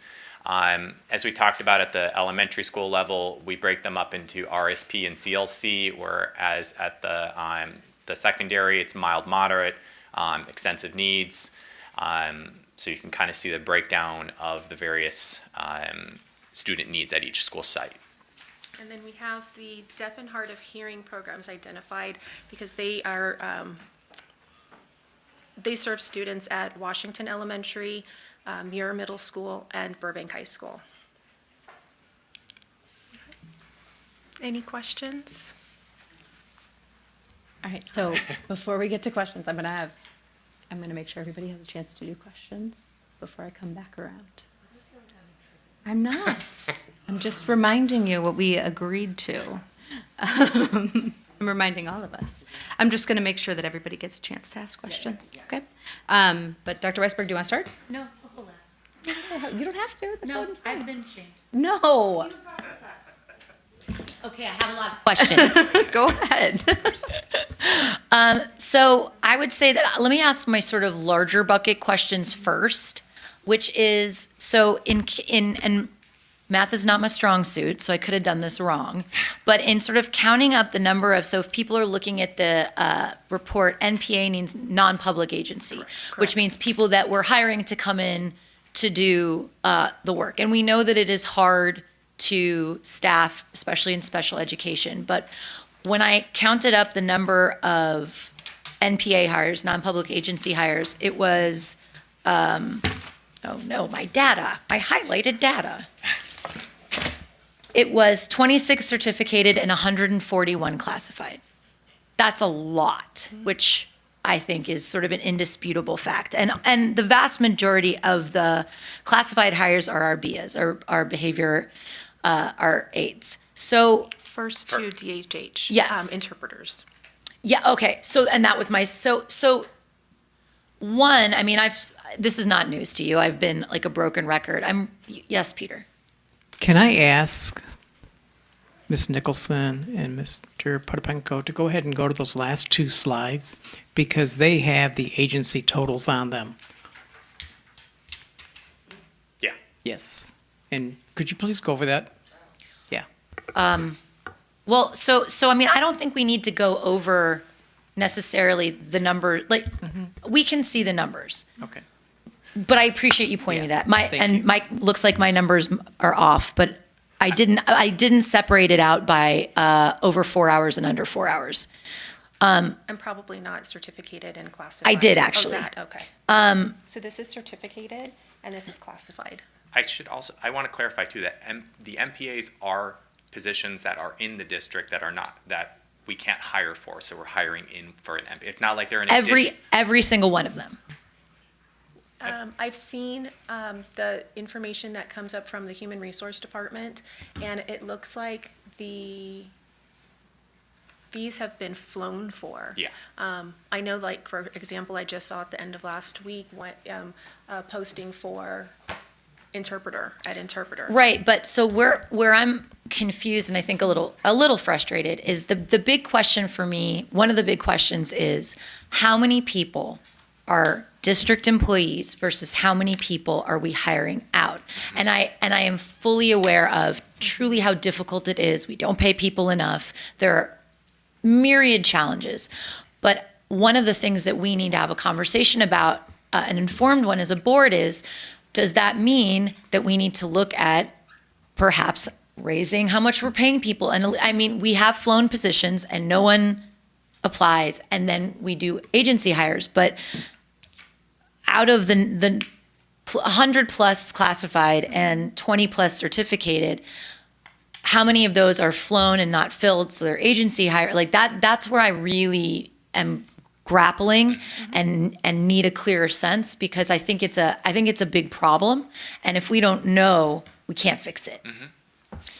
So for that, the numbers part of the question is doing this deep dive into staffing, we've been able to generate and have an understanding of exactly how many positions we have filled with agency.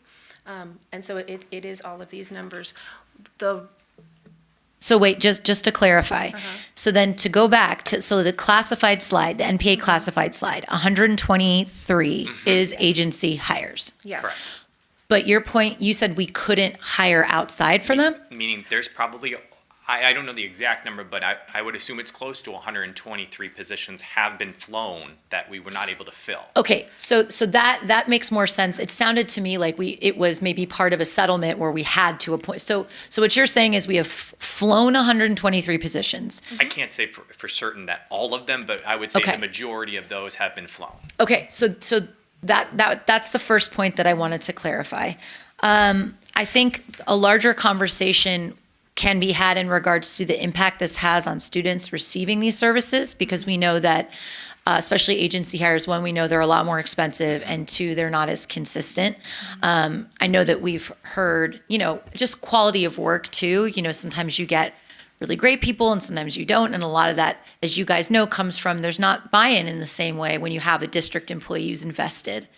What I can also share is that number for behavior intervention assistants, that number from the start of this year to now has also, not this number, this is our most current information, but had we started this dive in August, the number would look very different. No, there's no today question. To now. So I know that IEPs change, but I guess, so the big question was, how many of these positions were our agency hires? The other big bucket question I have is, you referenced the system to track. I would love to get more information on that, because I feel like one of the consistent issues we've been hearing about is students who are absent, and yet like interpreters are showing up or BIAs are showing up. And so what system do we have in place? A notification system do we have in place so that we make sure that look, we should be spending the money when the kiddo's there, 1000%. But if the kiddo's not there, and are we overstaffed in certain sites? Are we understaffed? How, when an IEP changes, how are we adjusting in real time and shifting a BIA or shifting a para to a new site? I think that to me is also a big concern. So you talked about a system that's live, and I wonder, like, in what ways? So is it real time where you guys are accessing the same document? I'm concerned about sort of a lack of clarity in regards to how many really are at each site at any given time. And so I think that's part of a much needed discussion that we have to have internally. And with that, I think it's more about how our different departments communicate with each other. Human resources with instructional services, ed services, special education with business services, vice versa. That is something that we hope to get stronger with and have more collaboration. That way we're more in tune with any fiscal responsibilities of hiring, what we're doing. And quite honestly, you brought up something about salaries. Well, I think we have to move past hoping. I think we have to get stronger, because I mean, as I know we all agree, like I do think that there are gaps where we need to be supporting students and we're not. I understand. I'll stop in 1 second. So I think an explanation of that system that's being utilized would also be helpful. Well, I can assure you that the system that I've put in has already changed how we communicate with HR on that aspect of it. Because again, the document prior to it, someone had started it like 10 plus years ago. And so it just was a continual document that people were adding to, changing fonts, and it moved out from there. I say that because it wasn't necessarily at the time special education that was monitoring all of these positions. So one of the questions that you asked was, is that person, when the student is absent, does that person get deployed somewhere else? Our itinerant staff, our behavior intervention assistants, and our anything education interpreter, 1, 2, whatnot, they would be. A lot of times, the behavior intervention assistant, the BIA, at the school site, there may be some needs that need to be filled at the school site, but if there's no needs, then that person would go to a different school to provide assistance and support to a student. That will always happen, where those two positions, there will be some movement. We have a lead interpreter who oversees all of the sign language interpreters. And so if she sees that person's not being utilized at a site, then yes, she can absolutely and would absolutely. She's in communication with the sites frequently every single day. It's the site-based employees that would, we would need to do some follow-up with the administrators, because it would be things like our DHH, our health, our severe impaired, parent 2.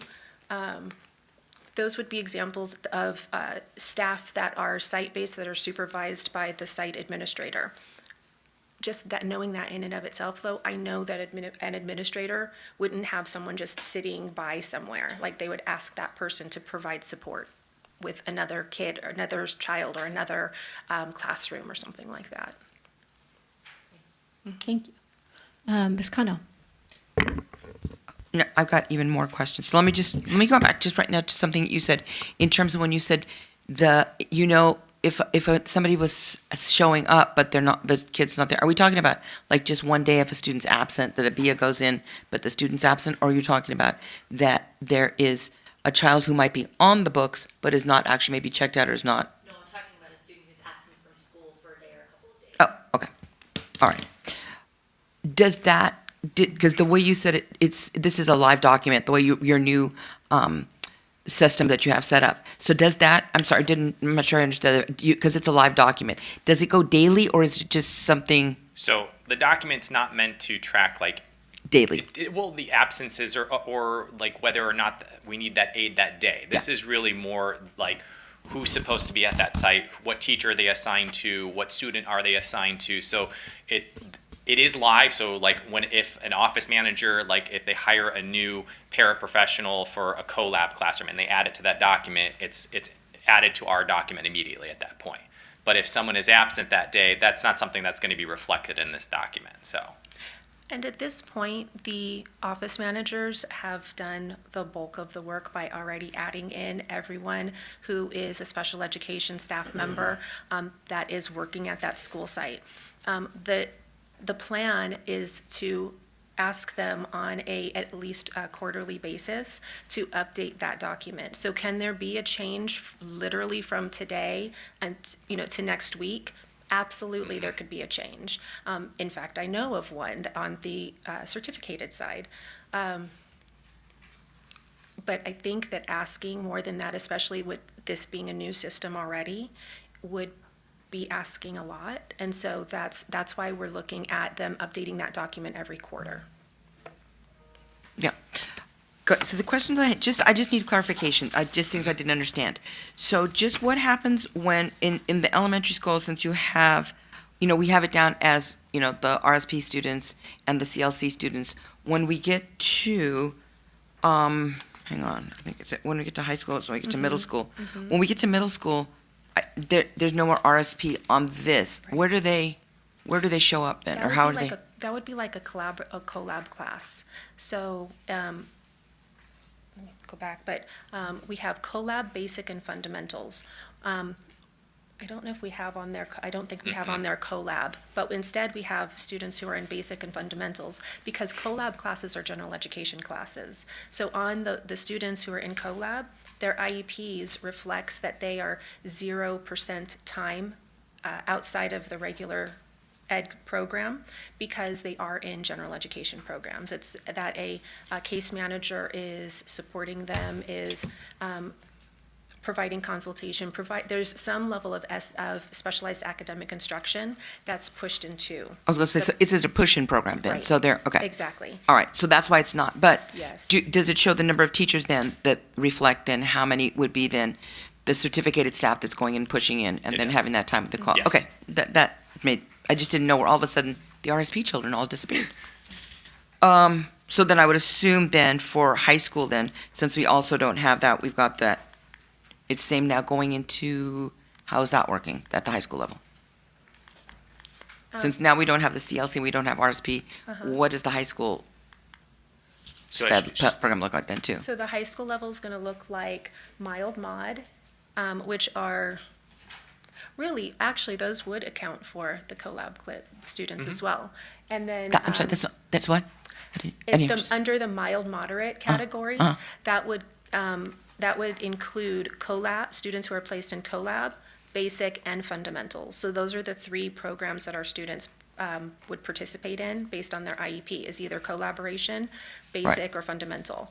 And so, but instead, we've just we've put them together because those are all mild to mod programs. So we've lumped them together under mild, moderate, and then the students who have more significant needs that are in our extensive needs program, that's the category that they're in for secondary. Got And it. actually for elementary as well. Okay. That clarifies things, because the mild mod, to me, it meant something else. I didn't know if it meant spectrum or how we were working, so that's just a little for clarification for me. And then the last question was similar to what we've been talking about when we have these NPAs that, I think I've asked a few times, do we know, how much do they make compared to how much we're offering? How much are we paying the agency for that compared to how much we're, paying? Because I know basically, how the agency goes, and I'm aware of that, but how different is the amount that we're paying when we fly these positions that we're not getting response to compared to what an agency is paying? I don't know if you know the answer. That's why, yeah. That could be part of the follow-up that we Thank you. can incorporate in. Thank you. It's going to be more. I'm telling you, yeah, it's more. We pay the agencies a significant portion monthly more than what we pay our own employees. You know that statement, don't ask a question you don't already know the answer to. Thank you. Other questions from my colleagues? Ms. Olson? Sure, I'll go next. You don't have to. I have questions if you want me to go next. I would. I think my questions are a little bit more like over. That's yeah. So I think this is really helpful, and thank you for kind of going through each grade span so we understood a little bit more about this, because when I was first looking at it, I wasn't entirely sure what I was looking at, if I'm totally honest. And so I think, and maybe this is where Ms. Olson is going as well, is I'd like to get to like the kind of like what now kind of this. So like, what do you want us to take away from this report, other than like that you guys have clearly gathered and been able to clean a lot of data in a way that you haven't been before? Like, what does this say about our special education staffing, other than that we're paying a lot of agency people? And like, what does this say about our staffing ratios and whether they're appropriate? Yeah, I guess that's where I was kind of left wanting, is kind of trying to figure out what I was going to take from this. I think that's a great question. What it ultimately gives us a better understanding of is what those exact numbers are from site to site. And this has lent to our internal department having conversation and creating a formula, how many aides to a program, to a classroom, is sufficient to provide the level of support to that classroom and that teacher to run that program appropriately. And so we already knew that there were going to be some suggested changes for next year, but this has lent to more conversation about maybe there's some additional conversation, some additional staffing formulas that we can better use that will still support students, but that will be more fiscally responsible. Okay, that's helpful. I was going to say, I think that we didn't enter tonight with recommendations because this is our baseline for us to start that conversation of what are we going to do moving forward. We wanted to share that baseline with you all so that we wanted to be as transparent as possible with what we have moving forward. Great. Yeah, I mean, I think just, the first thing I did was to take that kind of last table and be like, okay, well, I'm putting this into Excel and let me start to do some numbers, right? And so, one of the first things I noticed was you see like the feeder pattern of Miller, Muir, Burbank has a much lower special education percentage than the district average. And so like, is that an identification problem? Is that something else that's going on? Whatever it is, like, does that mean they're staffed appropriately for special education or maybe not? Like, so I think there's a lot of questions that this data can then very naturally bring up that, I think that just, I would love to think about like, what is the next step for this? And like, what is the right question to be asking? Like, what's the most important thing to have this team actually be working on and what's going to be the most impactful? Yeah, and I think it's, we're grounded in compliance. We're grounded in contractual obligations for sure. But also given our fiscal state and deficit spending, we need to and will take a harder look and analysis. This helps with our staffing for sure and projections. But to that extent, salaries, investigate that. Take a look at our sites, take a look at our projections, all the above. But we got to do a much deeper dive, I think, than we probably ever have before. That's what we're probably directing everyone to do. So we're all on notice for that. So I'll go back to you, Ms. Olson. Everybody gets to go first.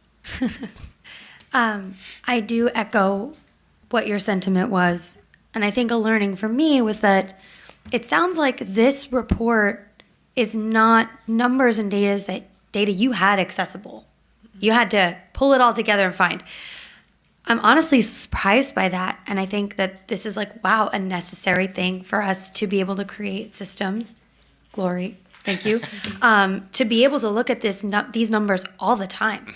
And what I see when I'm looking for a board report, and again, this feedback isn't specific to you, it's a bit broader as we are looking at reports. I'm not looking for raw numbers, I'm looking for insights. I'm looking for clues so that we can have conversations on, where are our weaknesses, where are our strengths?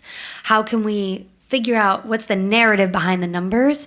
Because that was the concern I had in general. I didn't feel like there was a problem. We were solving a discussion, an objective, rather than just looking at numbers. But it does sound like this is a huge milestone, actually, that having this all here is step one. So for that, hooray. I do think, though, we could probably provide, because I know you started this, and I'm so grateful you did, maybe for this next round, we provide some of those more tangible objectives. I know we provided some so that we do make sure that we have enough insights to answer and have those discussions, i.e., like, what is the number comparison of our agency spending and, hiring from within so that we can start to get creative. Another thing I'd be looking for is bright spots. Like, what do you see in here? I know you kind of clued in moments, but like highlighting on a slide, again, not just for us, but for the public, what is great about this? What is like the, whoa, red flag for your brains? What needs work? Because that won't trigger in our brains. It just won't. President Comcar made a great point. Just popping that in Excel and running some things, you can start to see it come to life. That's what I would be looking for. And then also, how do we support you? Where I want to see is not just the suggestions. It's like, here's where we need the help from the board, the staff, the community on staffing, et cetera. The only other thing I will say as part of our round 2 is I'm thrilled that we're moving to a new system, but you keep saying document. And I'm like, I know I'm from the tech world, but when you say document, I'm just like, liability is not a system. What does that mean? I guess I'm curious as to, are there operational norms for managing and overseeing this? Is there a safer, more like streamlined way that we could be doing this? I would just be curious. This is totally not my world, but I'd just be very interested to see if there's best practice or industry standards for improving these processes that we can look into, even if they're out of budget. Like just even bringing them to the table. Like I'd be so open eyes and ears to kind of hearing and seeing that. But yeah, I look forward to V2, and I'm grateful that we got this started. Thank you. If I can just say first, a very huge thank you to Alex, because if it weren't for his technological knowledge, the way that this was created and how we would be sharing out that information on numbers would look very, very different. This was a lot of information collecting over quite a bit of time, and so I just want to say a huge thank you to him for that. And yes, I agree with you that I think that interdepartmental, not only the collaboration, but the brainstorming on what systems there may be available, or what some of those answers and some of those options might look like. Yeah, one question I had that I kind of didn't share was like, I was just curious if HR has the same access. I know you were saying that they can. So that's next steps. To be Okay, honest. that's I next. think that Oscar brought that up, which is something that we've talked about, is like, how do we interdepartment collaborate on that? Because it is, fiscal, payroll, looking at HR, all of that comes into play in this. And so this was kind of that first step of like us figuring out who is in all these positions, and then now we will work with HR. And one of the things in designing it, so it's all in Google Sheets is what this is. And so like I was very pedantic in how I created it. So there's a lot of like protections that people can't just accidentally make a mistake and it screws up the whole doc. So there's a lot of that in there. So And they can, a site only has access to their page. They can't see They can't anybody see else. anyone else. So it's I mean, Google Sheets, they've made it pretty great. You can do a lot of great things in there, and I am glad to hear that. But yeah, here's where I'll push timeline. Like, it sounds like we're in the process of kind of bridging the silos of what this should be. Give me an idea on like what you think that looks like. I mean, realistically, like, do you think that that's something that is accomplishable by the summer? Are we looking at a year or two? I know that's kind of a big end ask, but. Those are good questions that I think through that interdepartmental collaboration, I'd have a better answer for you too. Like what's truly realistic. We're going to discuss in cabinet, for sure. Other questions? Dr. Ikanian? Ms. Kano? One thing, if I could put my wish list, it would be that with what you're bringing, and these are all these business number people, so you guys get into these things and the silos and the whole thing, and I'm just seeing these grain things and life on the farm. But I come from the teacher goes, okay, so but how are the kids doing? Do we see any trends in terms of it? How is the staffing? And I've got this many teachers. How is that affecting how students are doing? So I want to know, where are we having academic successes? Where are we seeing, growth in terms of, the everything bottom, but it comes back to bottom line is, and how are the kids doing? So if we could have that, an overlay of that, it would be great. Thank you. Yeah, I think that's a great ad, right? Is how does this look compared to, are we meeting IEP goals, right? And do we see any correlation of that with how many agency hires we have, for example?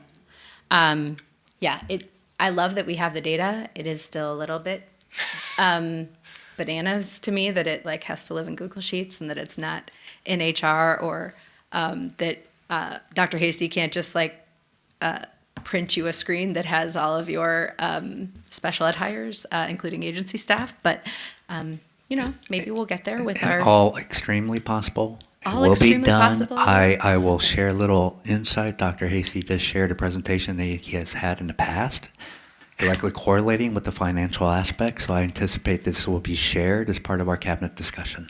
Great. But thank you for putting this together. Do any of my colleagues have further questions on this piece? When do we expect to have? When would we want to do like a next on this? I don't know what the next. Let's we'll talk that through. Okay. And then board agenda, we'll have our meetings. We'll set a timeline. Okay, but yeah, we'll see you guys soon. Thank you. Thank you. All right.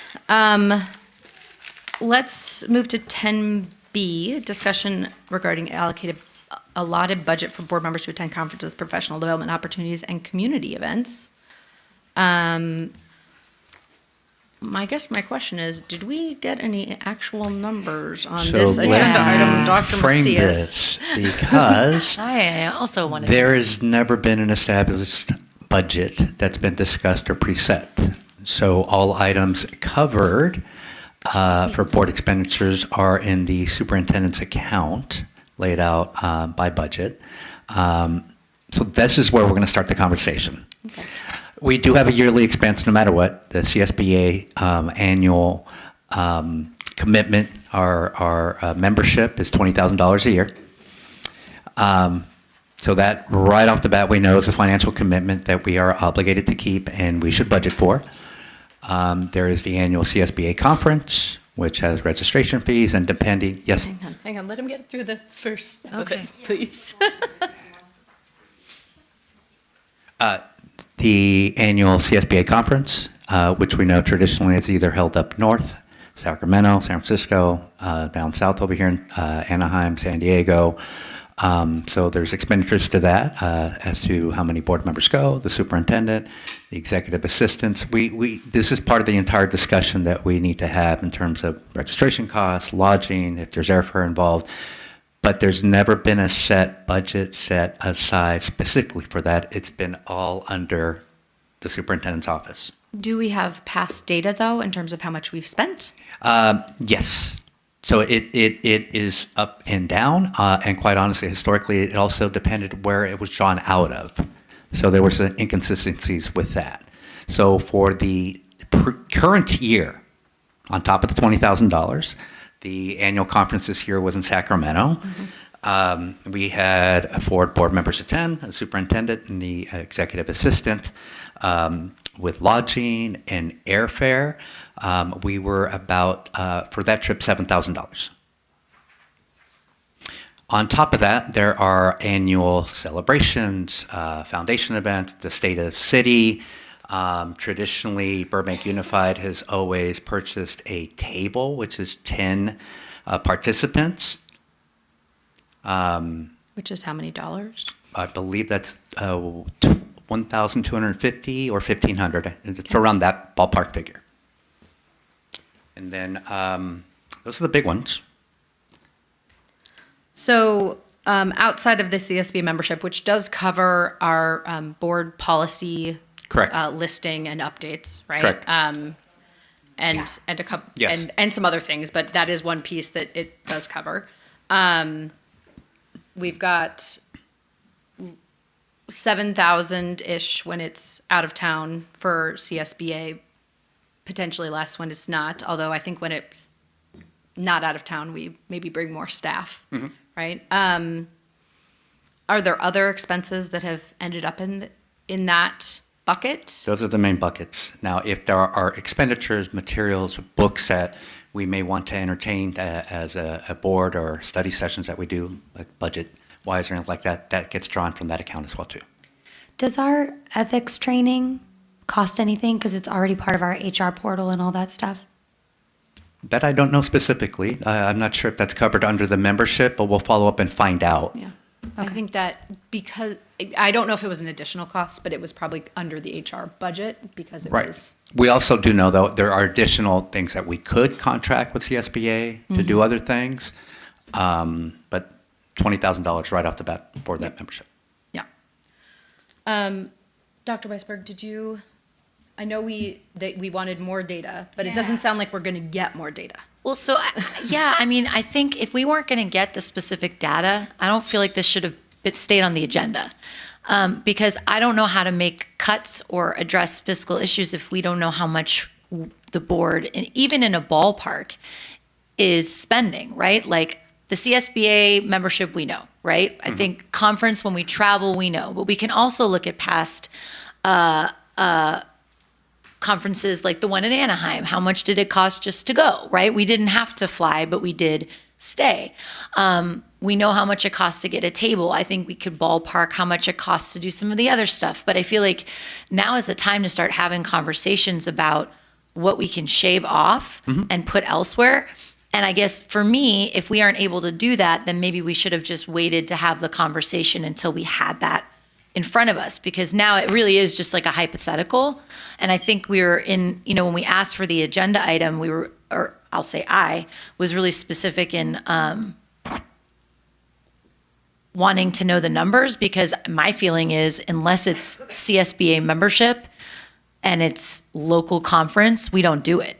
And that money can go towards wherever else our fiscal team suggests, but it's tough to have that conversation without really having concrete information. And I get that some of it is a little bit of a guess in regards to like, sometimes the board president goes to a bunch of stuff and sometimes the board president doesn't. And I know we put aside money for that, but some of it I think we do know. If we're working from an assumption of 5 board members going to the conference, et cetera. Have we I guess the question is like, have we actually put aside money for anything other than CSBA? It sounds like it's from the superintendent's office. Correct. And that's where I think I'm going to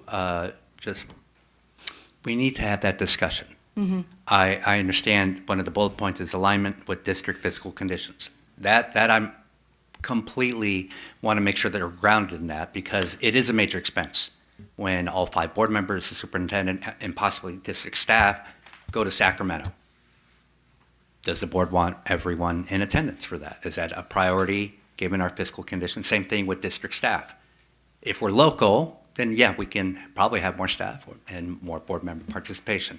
That's what I thought we were getting at. Yeah. Totally. The data, unfortunately, has been inconsistent. That was not my expectation, so that falls on me. But we'll keep digging more. What I was hoping to establish, this was only a discussion item, is to see where you were at and what you would like for us to look at. For sure, we have the $20,000. Well, we can we still budget that, but we've never had a standard from Sure. that office and working with our board to make sure right away $20,000. Perhaps we have a separate budget line item. I think it could be, I don't know that we need to do that. I think, and also this could also have been me not being clear enough in what I was asking for a report. So I can work on being clearer too in what I'm asking for. I don't want the default to always be on you.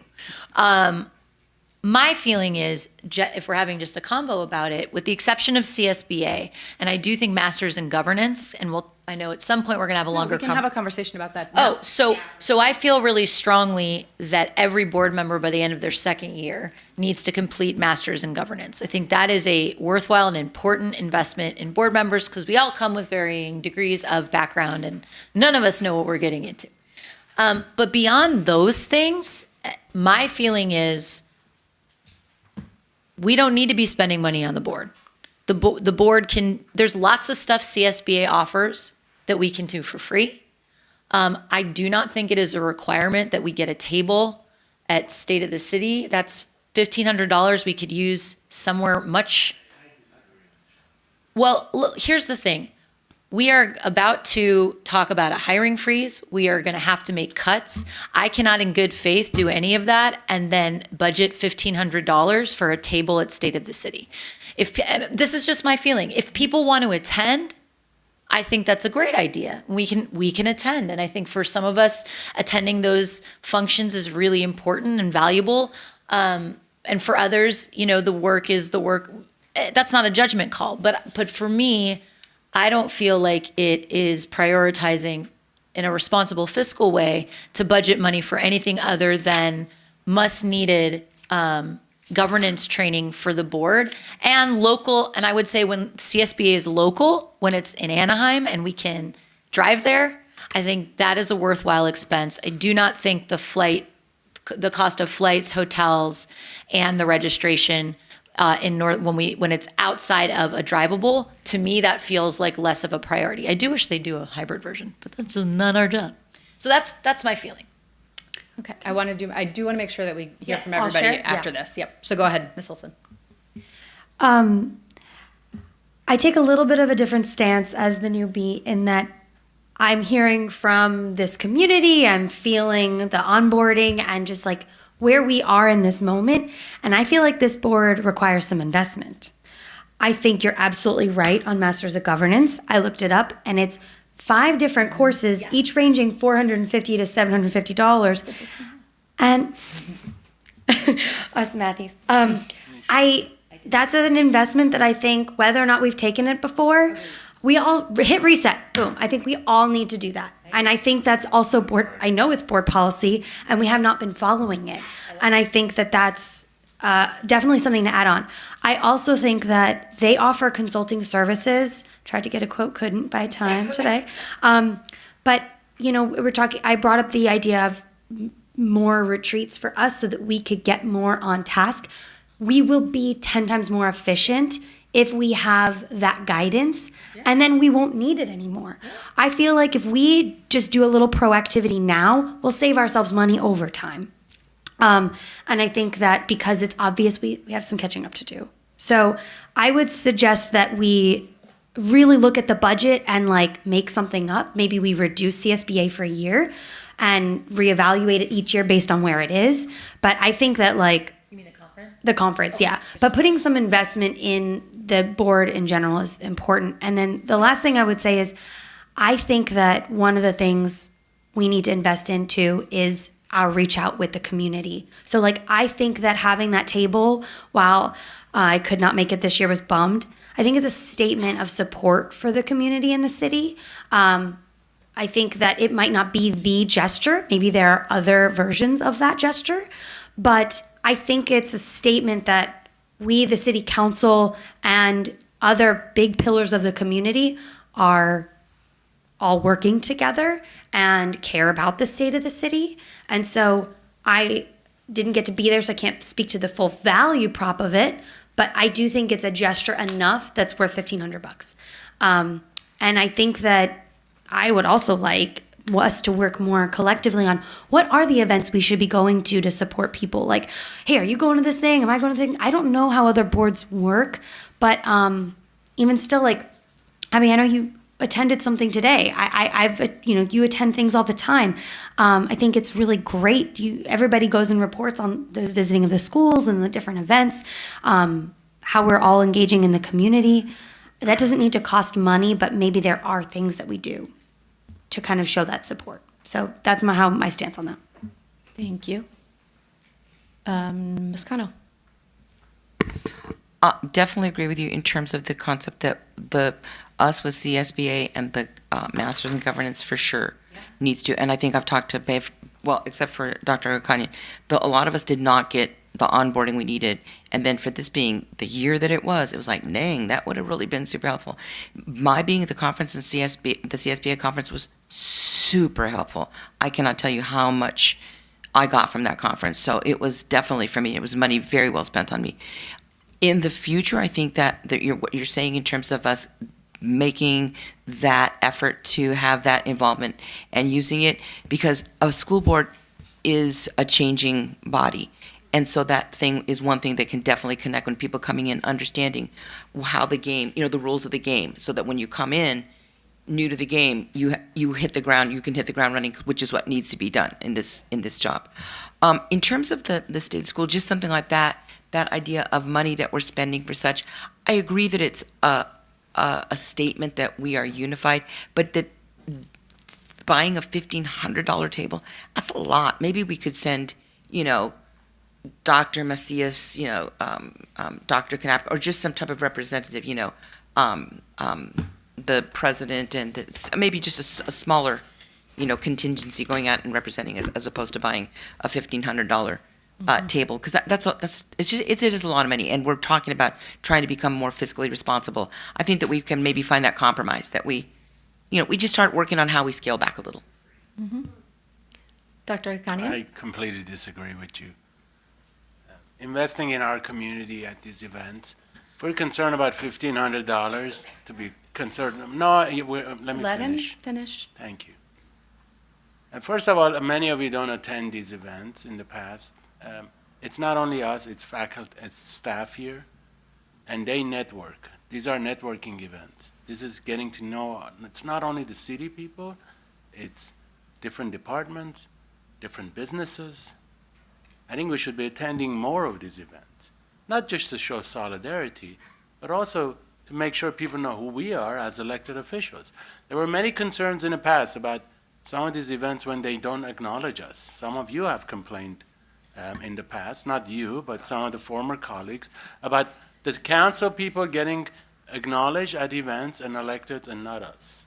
And that was a big concern, because after all, well, it is a big concern, because after all, we are, well, maybe not to you, but it is to me, because I am also an elected official, and there are people in the crowd that should know who we are. Just because you see here some people coming and know who we are, most people don't know who we are, but they are at these events. These are businesses, future supporters, potential, supporters of other causes we have. We talked about us raising money. Well, how are you going to be networking with businesses if they don't know who you are? So if we're concerned about a $1,500 table, which usually 2 board members on average attend and rest is staff, which I think it's very important for them to be there, then we need to have a bigger concern about how we really look at the budget. These are professional development events. These are networking events. Some of us network, some of you don't. I get it. But let's not have this conversation about, well, let's not go to this because we're going to save $1,500. Let's talk about how we can do more of these events. And if we have to pay out of our own pocket, that's fine. But don't cut it from the staff, because you cut a table, you're cutting staff. Okay. So I want to talk about events first, and then I want to talk about CSBA. So I think my issue is that there are a lot of events in this city. And often we were buying tickets for all of them, and at some of the events, it's the same people, right? And there are other ways to get in front of those same people without buying a table. So Dr. Macias goes monthly to the Chamber of Commerce, and I used to go there as well, and we'll go next month. I think you went today. And we've gone to the Board of Realtors. We're out in the community, but not necessarily at these events where it's sitting down and having a meal with our team, which I do like having a meal with our team, but it's mostly us just talking to each other instead of actually going out and networking. So I think having a calendar of things to be in attendance at, right? Dr. Weisberg and I have talked about going to the MLK breakfast on Monday. Great. Great. So I'll see you all there. And that is a very low cost way for us to be in the community without spending $1,500, right? And so I think the idea of having a calendar where we're all going out into the community is a great idea in a way that's more fiscally responsible. Because that was something that actually came up on our board self-evaluation was, there was disagreement around whether the board was visible in the community. And I do think there is, variance on that. As far as CSBA goes, so our board policy 9240 says that that all board members will complete the Masters in Governance. It doesn't give a time limit. It just says you'll do it. There are 5 classes, as Ms. Olson mentioned. They're offered virtually, they're offered in person. So for each person to do it would cost, for each person would be between $22.50 and $37.50 a person. So in a single year, that might be a lot for us to do. That said, it could be possible for us to, because I don't think you have to take them sequentially necessarily. Dr. Arkanyan, you may know because you've said you've done this before. Okay, so it might be worth it for us to pick which one we would want to start with and not necessarily all take the same one. But that might be a place for us to start, is to say, hey, let's budget for, for masters. Let's think about how that would work for budgeting for masters of governance, assuming that board members are getting it done within their first 2 years, and what that would look like. I can't do the math right at this moment within my head real time, but I imagine that that would be much more reasonable than assuming that all 4 of us that haven't done it would do it all in the next 11 months.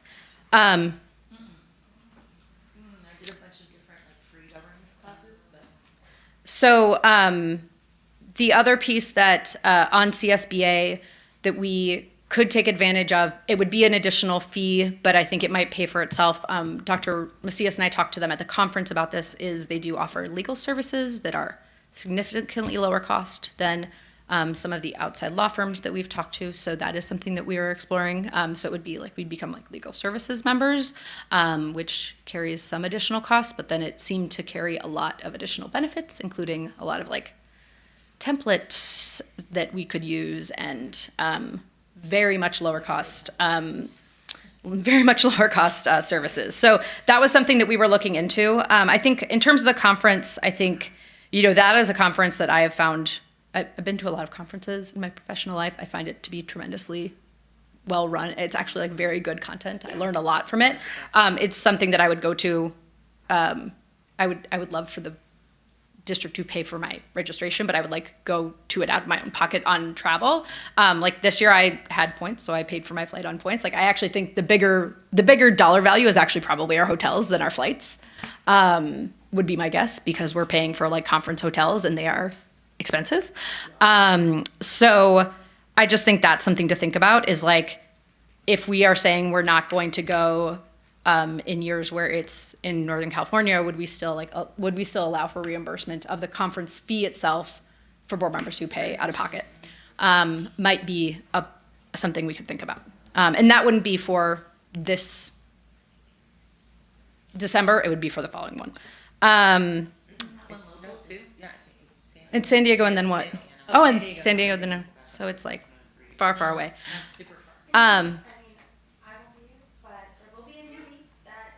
Mike, please. I was just saying, I won't be there, so I'm happy to not participate in that. But there will be another newbie that also will probably want to do what I did, which was the new trustee, like full day, which again was, I had some notes about their structure, but it was very valuable. We spent more time on responding to public comment in the board president workshop than I would have liked. Just 1 second on that. So I just want to think about what we ask staff to come back with, because I do think we may want to adjust our board policy that talks about masters in governance to make it clear that there's a time horizon on it. I think we should. That we say that board members should complete masters in governance within their first 2 years on the board. There's not a stick to it, but when we complete a governance handbook, which is one of our goals for the year, it could say that you potentially couldn't, for example, rotate into leadership if you hadn't completed it. I like that. But I think just having a 2-year time limit on it might be something that we could approve. And then I think, what would we want? I guess I'm looking for suggestions for direction on staff for what to have them come back with on this. Dr. Weisberg. I mean, I think perhaps it requires more from us before we provide direction, beside the change in board policy, which I think is a longer conversation in regards to, we don't have currently a very strong description for vice president at all. We have president, and I think we have a little bit of clerk, and then that's kind of it. But I think we really need to revisit what the requirements are. So like, for example, vice president is supposed to attend agenda review. So making sure that we hold ourselves accountable for fulfilling certain things that will make us stronger leaders as we move forward on the board. And I think that's something that's missing, but I am deviating from this. But I do think your point is a really good one regarding everybody's point regarding CSBA. I didn't know about it my first year, so I didn't go. So I didn't get to do the new board thing, and I think I would have benefited enormously from it. So I do think the conversation amongst us about, I am very much rethinking my we only go when we can drive. I do think it is an important thing for us to do, and also to be able to convene together and talk through the sessions we've been at and come back with new ideas. And to Member Olson's point, I think that's an important investment in us as a governing board. So I want to rescind, but I think it, to me, what this has brought up back to our beautifully led board retreat, masterfully, that when we think about what our role is as a board, right? And to me, and look, we're all going to have slightly different definitions, but my role is to serve our district, right? And so I don't see, for example, a table at State of the City as something that necessarily serves the district. I understand supporting the community, which is why I go out to a bunch of community events, like the amazing thing the Boys and Girls Club does, the MLK breakfast. There's lots of opportunities that are free or close to free that give us a chance to get out and make a connection and say thank you to the partners that work with us all the time, whether it's Boys and Girls Club or BHRC or what have you.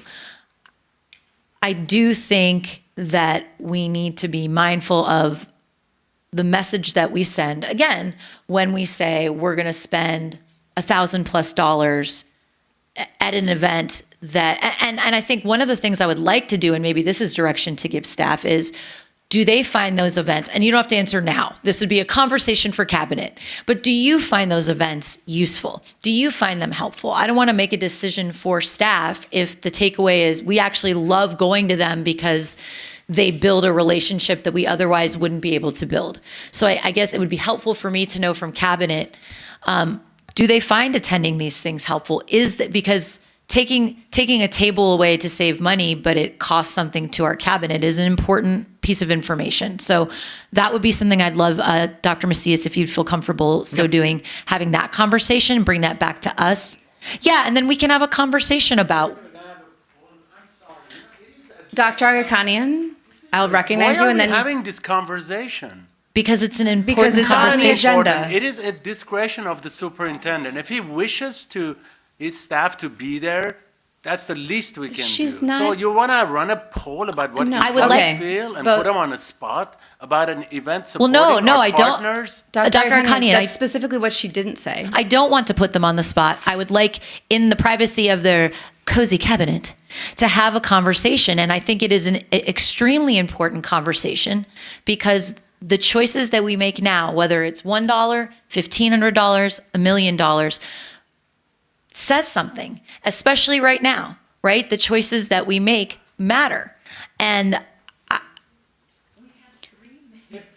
Okay. If this discussion is about the board, it is, yeah. then the board, let's discuss, if the board wants to go to this event, let us pay out of our pocket, but don't put employees on the spot. No Okay. ones putting employees on the spot. I'm finding that this discussion is not very helpful at this point. It is not. Let's come back to it and get a budget and see how they're. Okay.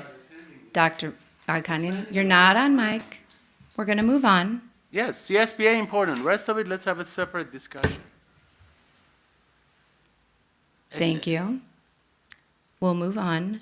Dr. Macias, do you have what you need to move forward? Yes. Okay, thank you. All right, we'll move on to 11, newer and unfinished business. 11A, adoption of Resolution 15 proclaiming the week of February 2nd to February 6th, 2026 as School Counseling Week, Human Resources Services. May I have a motion and a second? So moved. Second. All those in favor say aye. Aye. Aye. Any opposed? All right, motion passes. Can I just ask a brief point of information or clarification? Dr. Macias, we had talked about, if possible, putting resolutions at the jump. so that if people like our librarians are coming to present, et cetera, they don't have to wait through new and unfinished. So if we could just be, and I'll be able to do that as well, but if there's not a good reason, it would be great to keep that at the top. You're right. I just think we have to take action on it to approve it. So I don't know that we can move it. Could we out put it of- as part of new and unfinished? I think we can put the presentation up front, is that right? And then approve it in new and unfinished business, Great. is that right? Okay, cool. That would be great. This is 11A, so I'm sorry. So Ms. Markison is gonna start. Or no, do we have a presentation on this one? No. No, this is just the resolution for school counseling week. Okay, great. Who wants to read? Yeah, we already voted. 5-0. Yep. You put 0. She's clerking, guys. Clerking. All right. Can I have a reader for this, for Resolution 15, please? I'll read it. Thank you, I Ms. Olson. start, here I am. Okay. Resolution 15, proclaiming the week of February 2nd through February 6th as School Counseling Week, whereas school counselors are employed by the Burbank Unified School District to help students reach their full potential as part of the educational process that enables all students to achieve success in school. And where school counselors are actively committed to helping students explore their abilities, strengths, interests, and talents as these traits relate to self-awareness and personal development, and whereas school counselors help parents focus on ways to further the education, personal and social growth of their children, and whereas school counselors work with teachers and other educators to help students explore their potential and set realistic goals for themselves. And whereas school counselors seek to identify and utilize community resources that can enhance and complement comprehensive school counseling programs and help students become productive members of society. And whereas staff, students, and parents are encouraged to recognize the efforts of the school counselor, and whereas the Board of Education of Burbank Unified School District expresses strong support and deep gratitude to the past and present counselors for their commitment and dedication to the students and staff of the Burbank Unified School District. Now therefore be it resolved that the week of February 2nd through February 6th be recognized as School Counseling Week in the Burbank Unified School District. I hereby certify that Resolution 15 was approved and adopted by the board. Did I stop? You can. Yeah. Oh, I can stop now? You can stop right Okay. there. Thank you so much, Ms. Olson. All right, 11B, adoption of Resolution 16 proclaiming the month of February 2026 in recognition of National Black History Month. So moved. Second. Thank you. I have a motion by Dr. Weisberg and a second by Dr. Ayakanian. All those in favor say aye. Aye. Any opposed? The motion passes unanimously. Can I have a reader for this one? Dr. Weisberg. I have to make it big for my eyes. Whereas the first event was celebrated during a week in February 1926, encompassing the birthdays of Abraham Lincoln and Frederick Douglass, two key figures in the history of African Americans. And whereas in 1976, the week-long celebration was extended to the entire month of February. And whereas National Black History Month is a national tradition established in response to the inadequate and oftentimes biased depiction of Black history and African American communities in history books and schools' curricula of the era. And whereas Black citizens helped develop our nation in countless ways, those recognized, unrecognized, and unrecorded. And whereas the contributions of Black citizens and scientists, inventors, educators, farmers, homemakers, and explorers of earth and sky have been recognized annually during National Black History Month. And whereas Black citizens have participated and continue to in every American effort to secure, protect, and maintain the essence and substance of American democracy.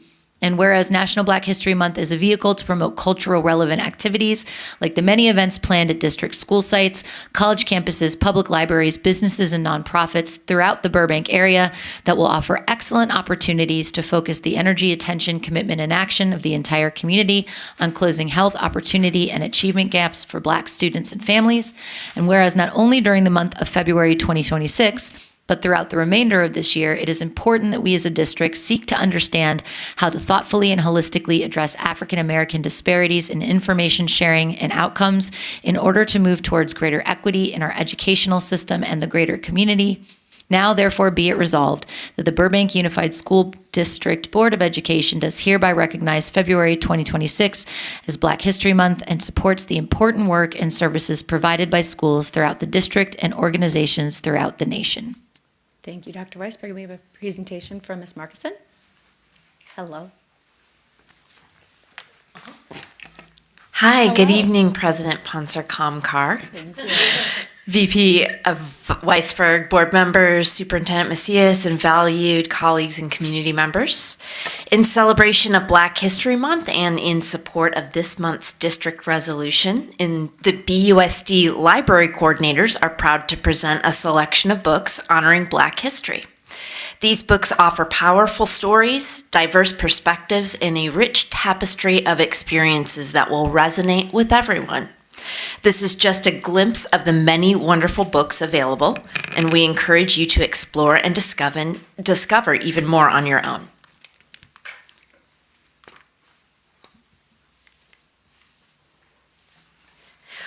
For elementary, if you are looking for a picture book that radiates pure joy and swagger, look no further than Crown, an ode to the fresh cut by Derek Barnes and Gordon C. James.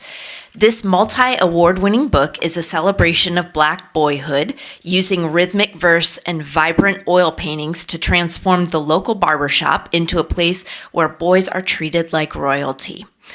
This book is a celebration of Black masculinity, culture, and self-esteem, using the fresh haircut as a symbol of confidence and identity. Our second recommendation is a set of books that are as beautiful to look at as they are inspiring to read.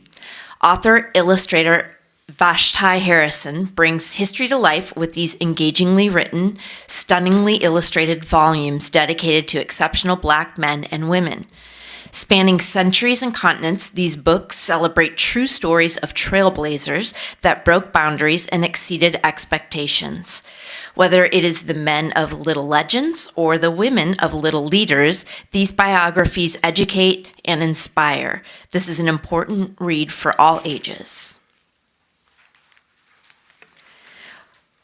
For middle school, we have From the Desk of Zoe Washington by Janae Marks, which blends a sweet baking storyline with a high-stakes mystery as aspiring pastry chef Zoe races to prove her incarcerated father's innocence.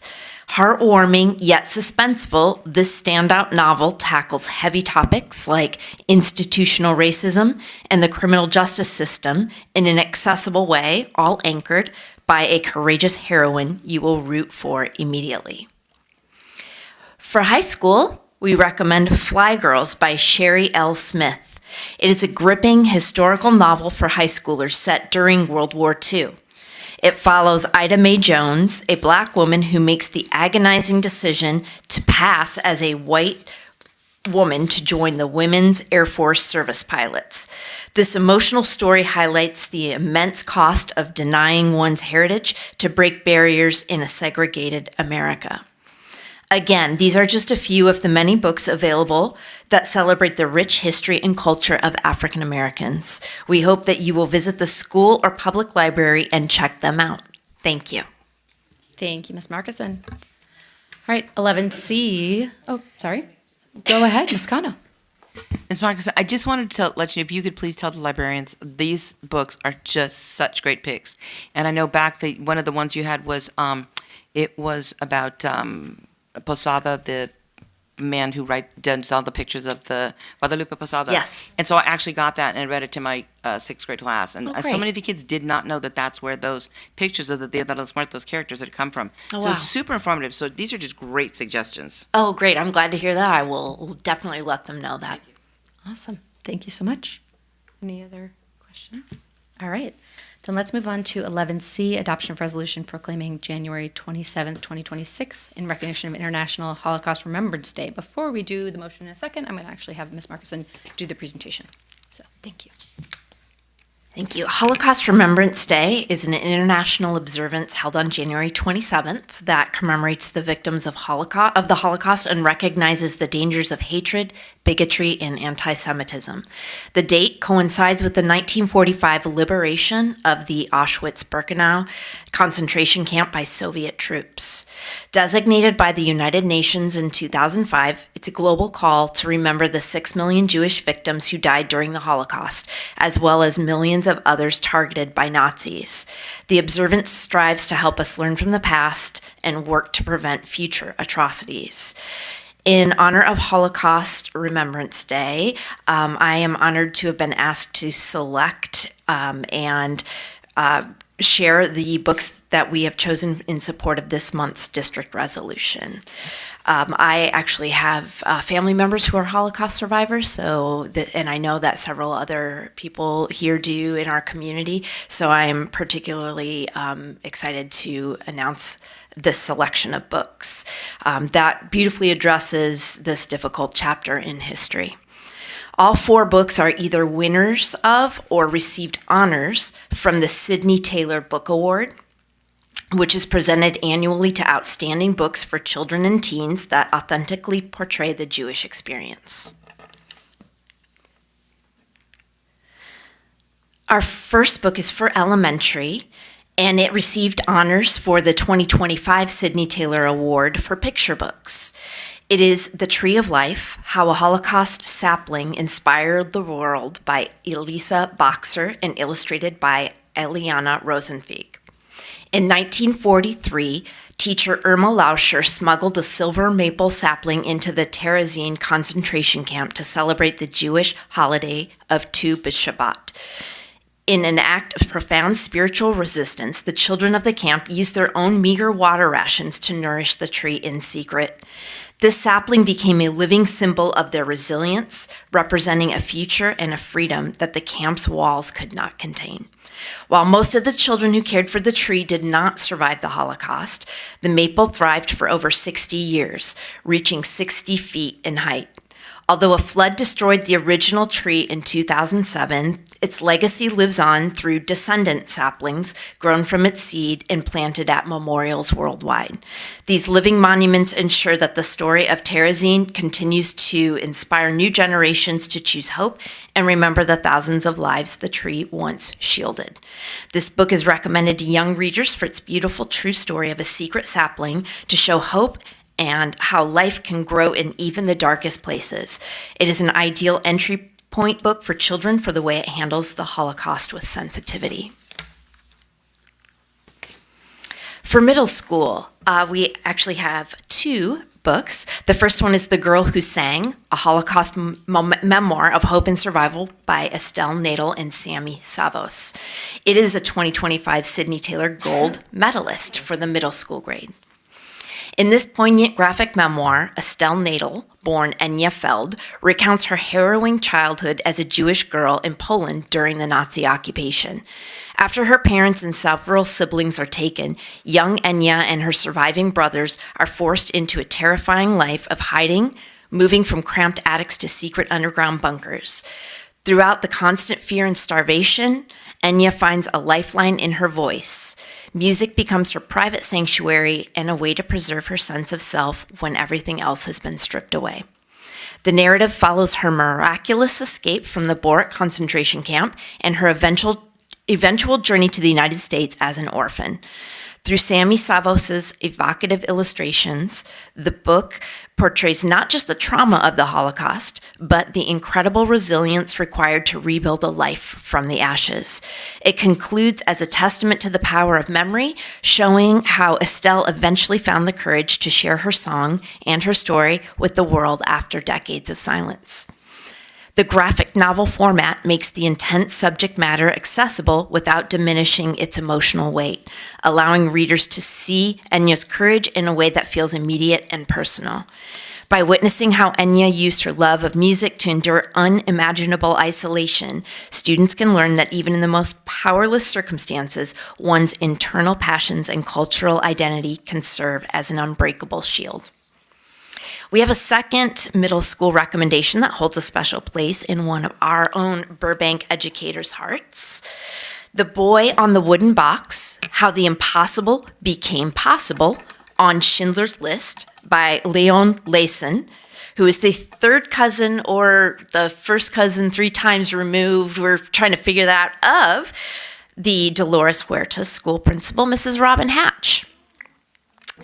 It is both a Sidney Taylor Award winner and a Christopher Award winner, which recognizes books, films, and TV programs that affirm the highest values of the human spirit, celebrating stories, promoting courage, love, and moral excellence.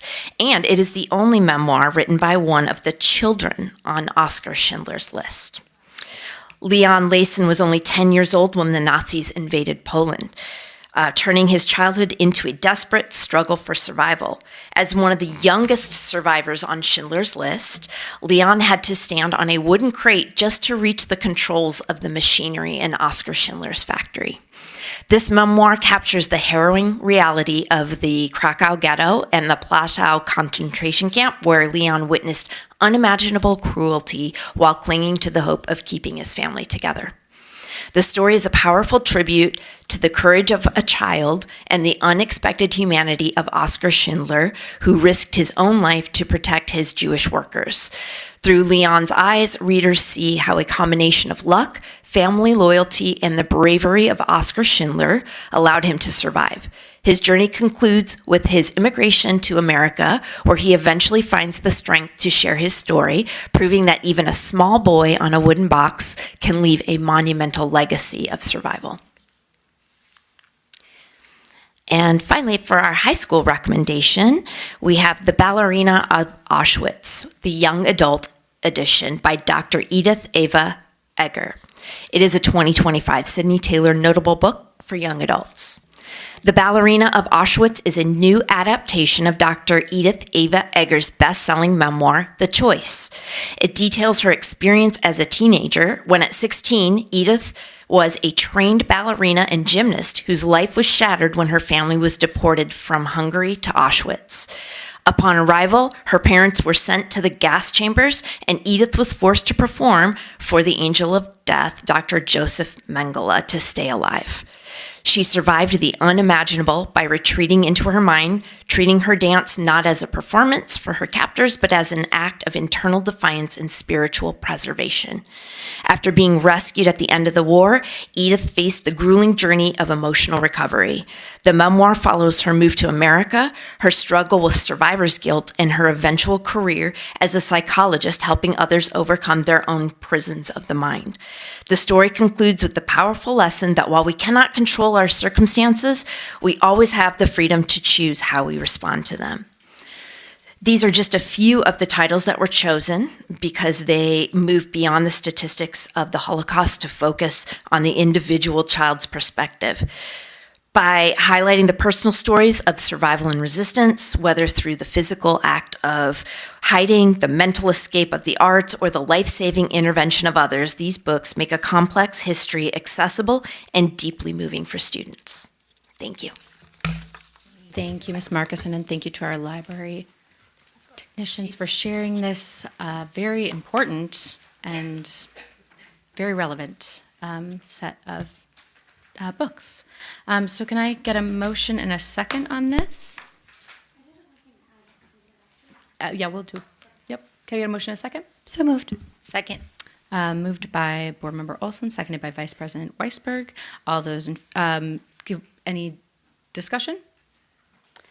I just wanted to add that I reached out to Ms. Markuson this week when I saw this on the agenda, just about a book that I read in high school that really impacted me so much, seeing if it was on her radar. And she mentioned that they had been discussing the idea of a community book as well, adding that as something that could be shared so that not just the students were involved, but parents, the local community, staff, in reading something that's relevant. And she asked I share about this book, and so I would just love to give a quick synopsis of this one. It's called Ordinary Men. Anyone familiar with it? Yep.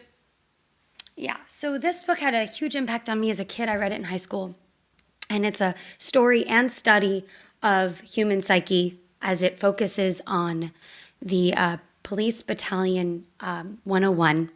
That was just a group of middle-aged working family men who are not specifically Nazi enthusiasts. And it dives into how the dynamic of groups, the normalization of violence, and how the job evolved to just create such a moral disengagement, and how these men were noted to commit some of the most horrific acts. So it's a little bit, an interesting topic for us as adults to think about today. I highly recommend, as we're having conversations with our teenagers and our children and our community about what's happening around us, but also with caution, because it is quite, it's impactful. But yeah, I encourage you all to look into it.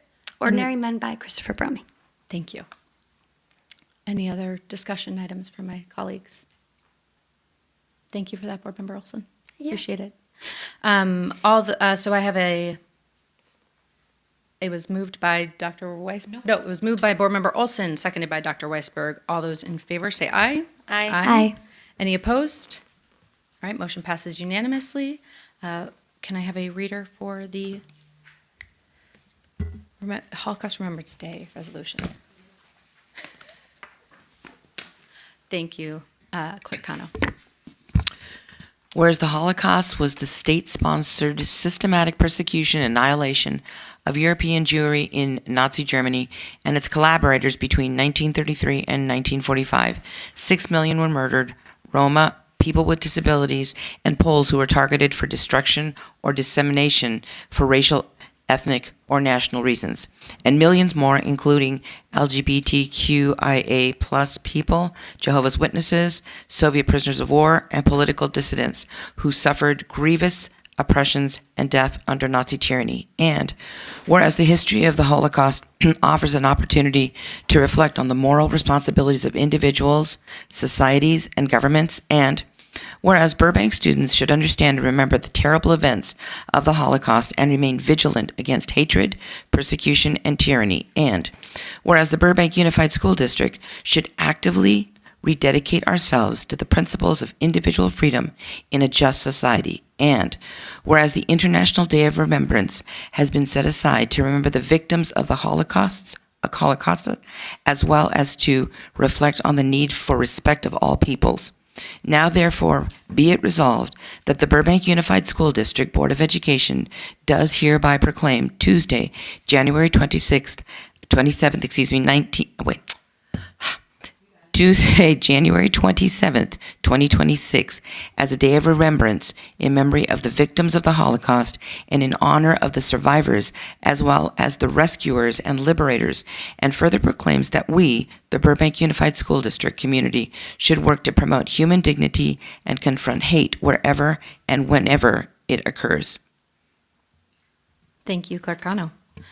Okay, we'll move to 11D, approval of release of teachers on special, or approval of release of teachers on temporary contract. Dr. Macias. Yes, thank you.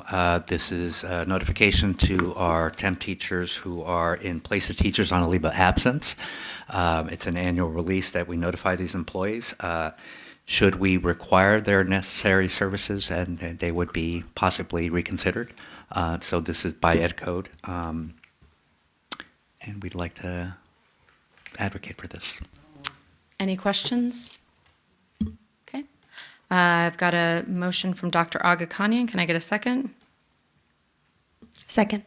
Thank you, Board Member Olson. Any other discussion? Okay, all those in favor say aye. Aye. Aye. Any opposed? Motion passes unanimously.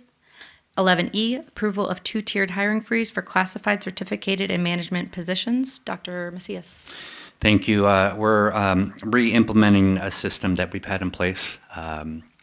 Most recently, again, when we were having our fiscal challenges, this is an appropriate measure for us to take to make sure that we're being fiscally responsible and having complete, clear communication with the board, and ensuring that we're following a strict policy of making sure that we're contractually fulfilling positions, and in addition, if we have a management position, for example, that we have full authority and support from you. Okay, thank you. Can I get a motion and a second? So moved. Second. It's been moved by Dr. Aghakhanian, seconded by Ms. Olson. Is there any discussion? I just wanted to bring up that I asked a clarifying question that I think might be helpful to share to the public. I want that first tier. I just wanted to reiterate that those are our contractually obligated. So if somebody is, leaves, we have to fill that immediately to meet our obligations. So I was wondering if there was like an additional layer we needed to add to it because it was just giving you a notice, but I realized that that is not necessary considering that. And so I just wanted to make that clear because I thought that was interesting for me. It's protective in nature as well, too. I'll use the example. If we have a teacher that we have to fill a position, we can't, as a district, use that as a means of a reduction in force. Yeah. So we have to fill a position. So we're honoring BTA, we're honoring CSEA, same idea. Got it. Any other discussion? All right, it's been moved by Dr. Agakanian, seconded by Ms. Olson. All those in favor say aye. Aye. Aye. Any opposed? Motion passes unanimously. 11F, approval of, I think this is probably supposed to be 25, 26. No, this is last year's, 24, 25, school accountability report cards. It looks like Dr. Knappich is going to introduce Dr. Anders. So the item is correct that it is 24, 25 because they're always a year You're behind. Okay, got it. Yeah. So the school accountability report cards reflect the demographic data. It has a school and safety climate section on the report card, academic data, school completion rates, class sizes, teacher and staff information, curriculum and instruction, descriptions, textbook descriptions, fiscal information, as well as post-secondary preparation for our secondary schools too. This is a compliance document. And so following the board's adoption, we will take and upload all the school accountability report cards to the website. This is also something that our auditors take a look at, and then when we are federally program monitored from the California Department of Education, they will review these too for accuracy. All right. Can I get a motion in a second? So moved. Hang on. We'll do discussion after. Thank you. Second. All right, so discussion? Clarification, Dr. Knappich, when I knew we were looking, and I know it's always going to be a year behind, but so is that why they have the district-wide goals for 22, 23? Because or is that just a typo on that page? So on that particular part of the board action item, that is accurate. Okay. That is the most recent goals that we have. But I know moving forward, I think the recommendation is to take that section off until we have revised. Thank you. Yeah, so that's just like part of the template that people have been using. Yes. So you don't see it necessarily standard on all of them, but yes. Okay. Any other discussion on the school accountability report cards? Nope. And so are these put together by instructional services, or do school site councils have a piece in this as well? School site councils approve these. So with Dr. Anders' leadership, he works with the principals and with school site staff to go ahead and make sure that the narratives in particular are updated and reflect more current information, so those are reviewed. We also get information from the California Department of Education that is populated through document tracking systems, and they upload that current information onto the report card from us too. They pull it from CalPADS and other resources too. Great. Other discussion? Okay. Was moved by Dr. Agakanian, seconded by Board Member Olson. All those in favor say aye. Aye. Any opposed? Motion passes unanimously. 11G, ratification of agreement for professional services. Is this one Dr. Knappich? Okay.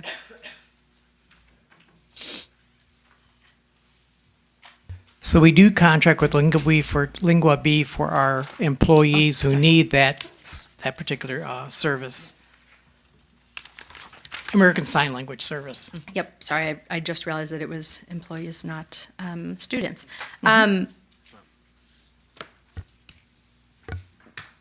Just let me do a motion a second, then we'll do discussion. Can I have a motion? So moved. Dr. Arkanian? Thank you. Discussion. Dr. Weisberg? Yeah, something that I was talking to Dr. Knappich about a little bit earlier is just that I know this is not for students, this is for employees, which is hugely important. But we have had on almost every agenda interpretation contracts for mostly students. And so one of the things we talked about is, do we need to, we started with a very conservative number at when we budgeted, and we've added because we needed it, right? And we don't often know exactly how much we'll need. But I wonder if there's a way, well, I mean, maybe it's a question for the board in regards to, like, could we not perhaps take the previous year and start there as opposed to constantly adding? Because I do think I believe that it is a verifiable need and we should always be providing translation, but I wonder if we can't sort of flip the process and start somewhere so that we're not constantly bringing it forward as a new agenda item. We can definitely start with a number that's more reasonable, more reflective of more current information and data based That'd on be our great. expenditures. Great. But the needs for our staff and students Fluctuate. with ASL interpretation fluctuates, and also it has increased, which is a good thing. Yeah, for sure. Yeah. For sure. Yeah, I think for me it was just, it does feel like we should be able to predict staff needs earlier so that this isn't coming to us as a ratification, because that bugs me, to use a term of art. And just because I make up that these are staff members that have been with us for a while, so we should be able to know kind of ahead of time. So any other discussion on this item or feedback for staff? Okay. It was moved by Dr. Agakanian, seconded by Ms. Olson. All those in favor, say aye. Aye. Any opposed? Motion passes unanimously. 11H, approval of agreement for professional services, human resources. Dr. Macias. Yes. So this contract is to get into services with HR Shaw staff. We want to make sure that we are utilizing them to train our staff. That way we don't need those services in the long run. This is short term. We've had some turnover, but we want to make sure that the key emphasis and point here and vision is to train our current staff, and then we will no longer need them. So moved. Thank you, Dr. Agakanian. Can I get a second? Second. Thank you, Dr. Weisberg. Any other discussion on this item? I think it was helpful. I'm so sorry, Ms. Olson. I should have waited to be recognized. Dr. Weisberg, I'm recognizing you. Thank you. It's helpful to understand, Dr. Knapp, Dr. Macias, that this is in place. One of my questions was, well, don't we already have people who can do this? But it's helpful to understand that obviously people are at different places, and the goal is to invest up front, and so that we don't need to go back and revisit this level of training again. Right, and especially in accommodations for employees, which Yes. can become very challenging or Yes. litigious. Yes. Any other discussion, Ms. Cano? Yeah, just a question. Just because the year we've had with this company then, so that when we know everybody's kind of on the same, page, especially when we're getting new people in, we're having changes, so it'd be great. Is there anything that they give us in terms of kind of like, and this is what we showed your people, so we then have kind of this overview, remember, they taught you all this and you're supposed to be doing AB, yeah? Okay. Yes. Okay, thank you. Ms. Olson? I was just calling out that while all of this makes sense and I completely get the need for it, there's just no scope of work in there, or even it sounds like this is not the first time we've used their services, so I'd be curious, what did we get out of it last time? Did we spend that full amount last time?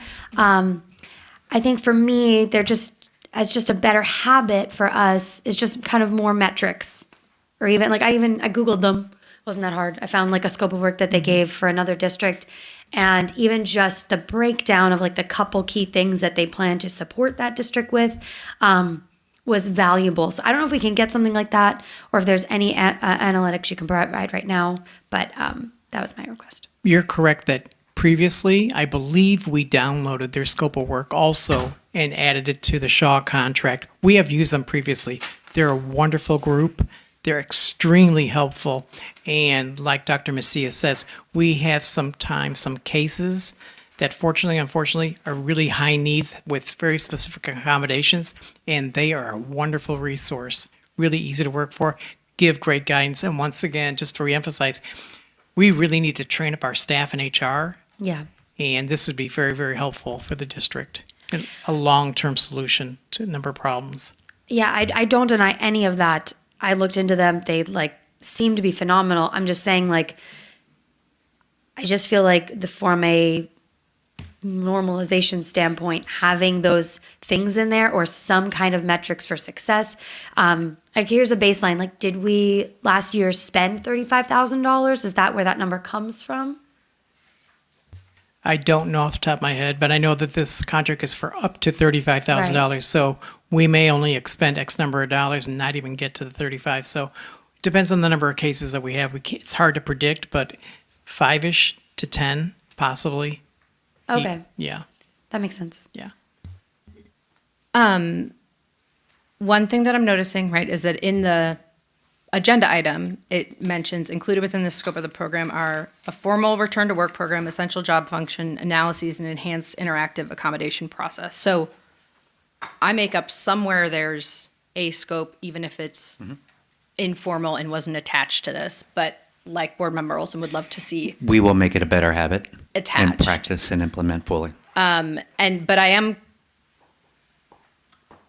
curious about it depending on the potential number of cases, if this is supposed to be more about training, or are we kind of are they kind of sitting alongside with our HR team as they're dealing with cases to train them on how to deal with things? How does we that sit alongside with them Okay. and work with them. We're at the table. I've been there. Okay.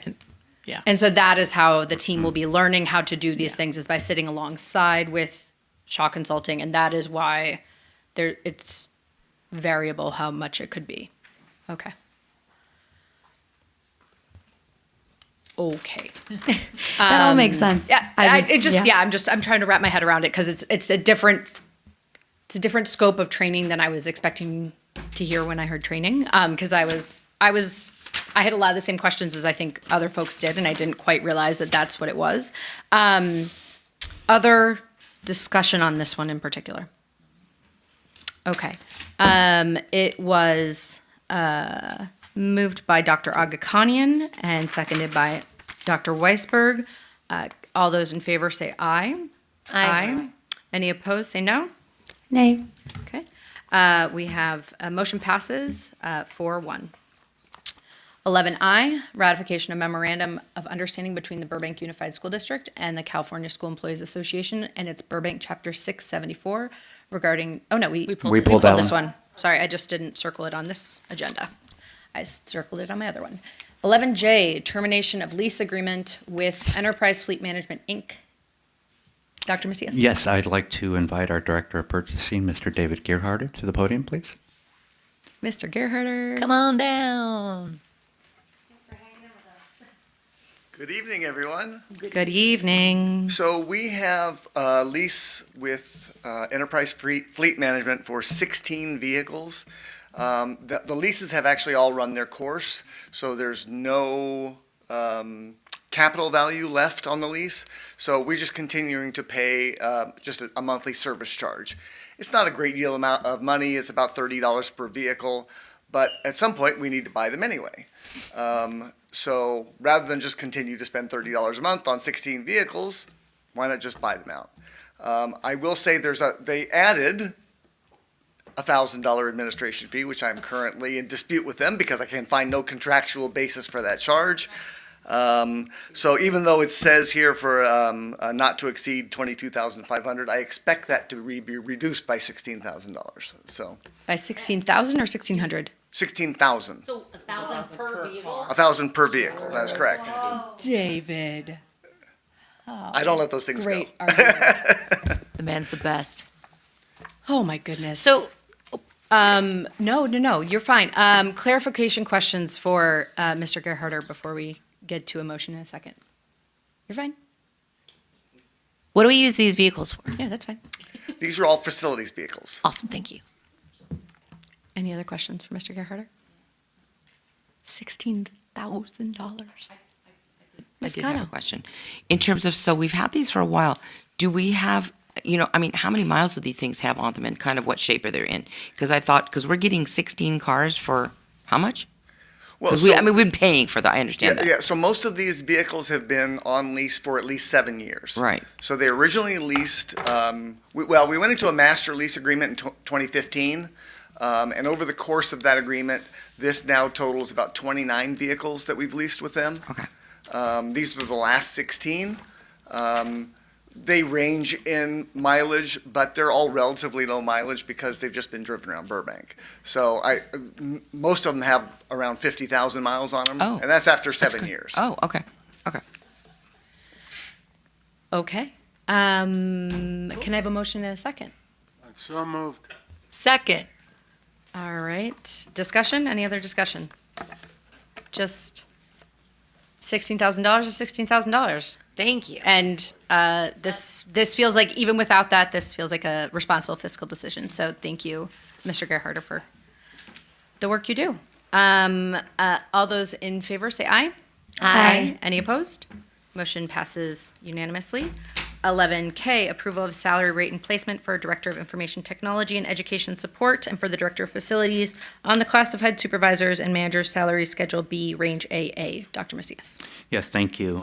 So we do have 2 vacant positions, but in the current fiscal scope that we're in, and looking at our fiscal stabilization plan and things that we have yet to identify from the management side, this is a very small but yet appropriate placement, I believe, for these 2 positions to be placed in. So moved. Can I have a second? Second. Okay, it's been moved by Dr. Arikani and seconded by Ms. Olson. Is there any discussion? Ms. Dr. Weisberg, excuse me. Yeah. I just had a question in regards to other districts. By adjusting this, are we comparable? Will this impact the type of applicants we get, do we think? We're comparable. We're always going to be competitive. We're in a weird market right now. So, Yeah. and at the time that we're flying these positions also makes it that much more challenging. So we are competitive. Okay. I just want to add that I looked into that a bit because I was curious, especially for IT. I had the conversation with the team. I was like, just curious as to how that compares. So we are comparable. Okay. Any other discussion? That was my big question. Okay. Moved by Dr. Arikani and seconded by Ms. Olson. All those in favor of 11J, say aye. Aye. Oh, sorry, 11K. 11K. Still say aye. All right. Any opposed? 11K passes unanimously. Did I get the right then? Did you did 11K? Okay.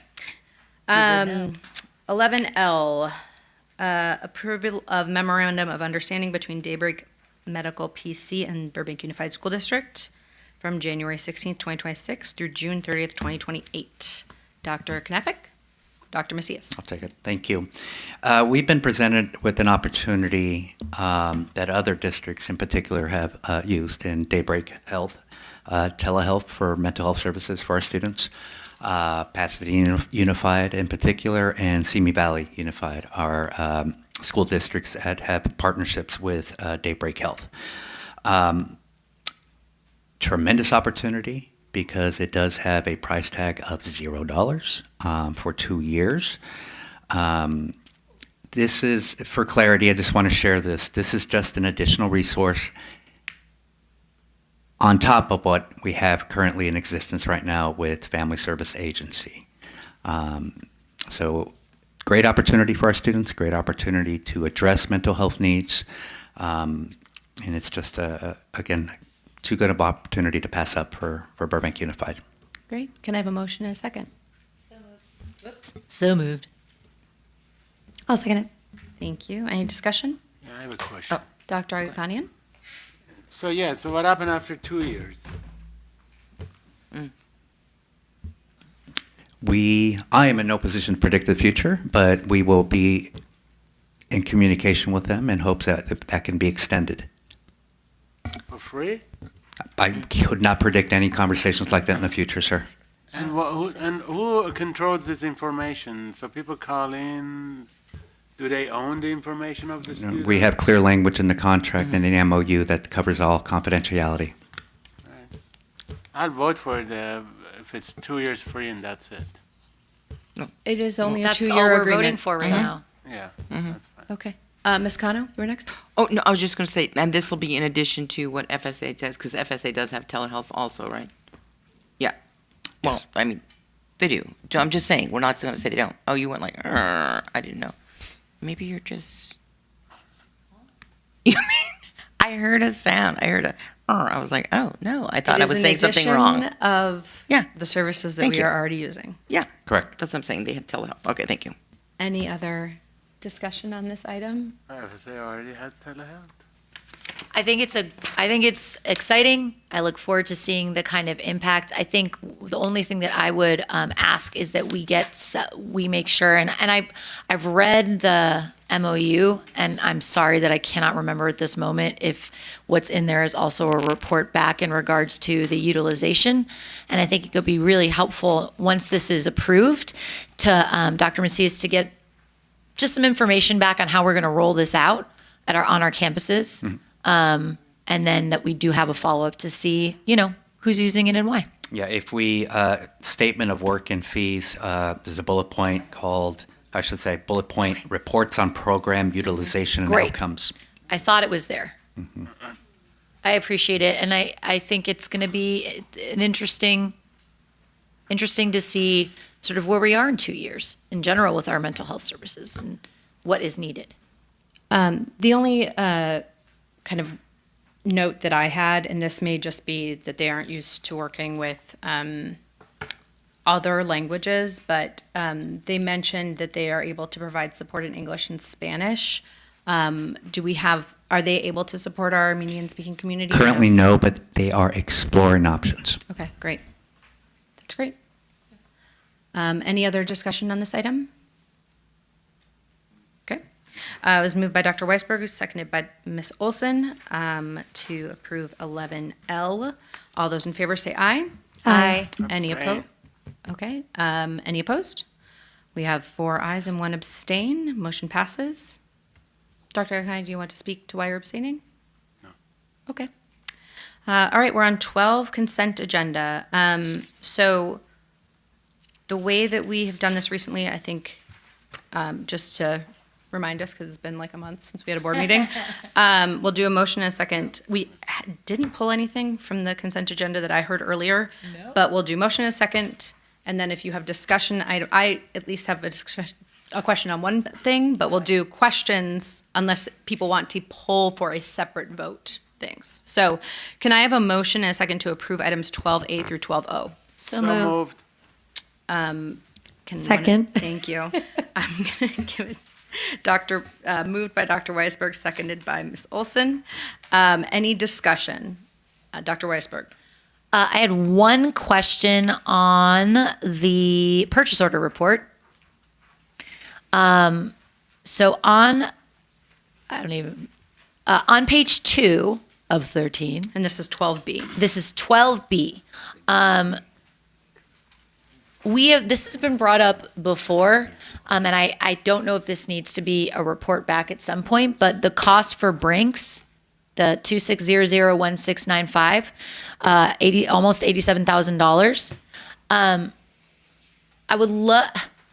We should talk about why we're spending that much money and how much money we're actually picking up by spending that much money, because I've heard some feedback in regards to pickup times and how long they'll wait, how long they won't wait, how much money it's costing us.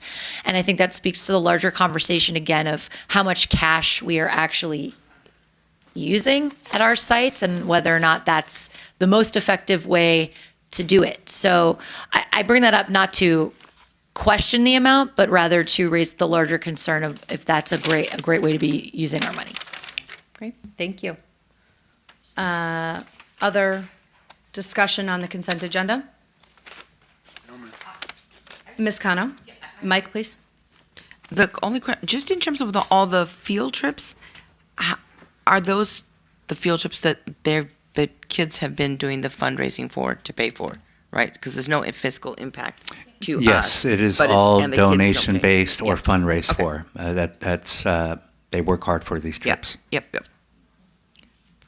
Any other discussion on consent agenda? Okay. Mine is just on 12O, the approval of amended authorization of signatures.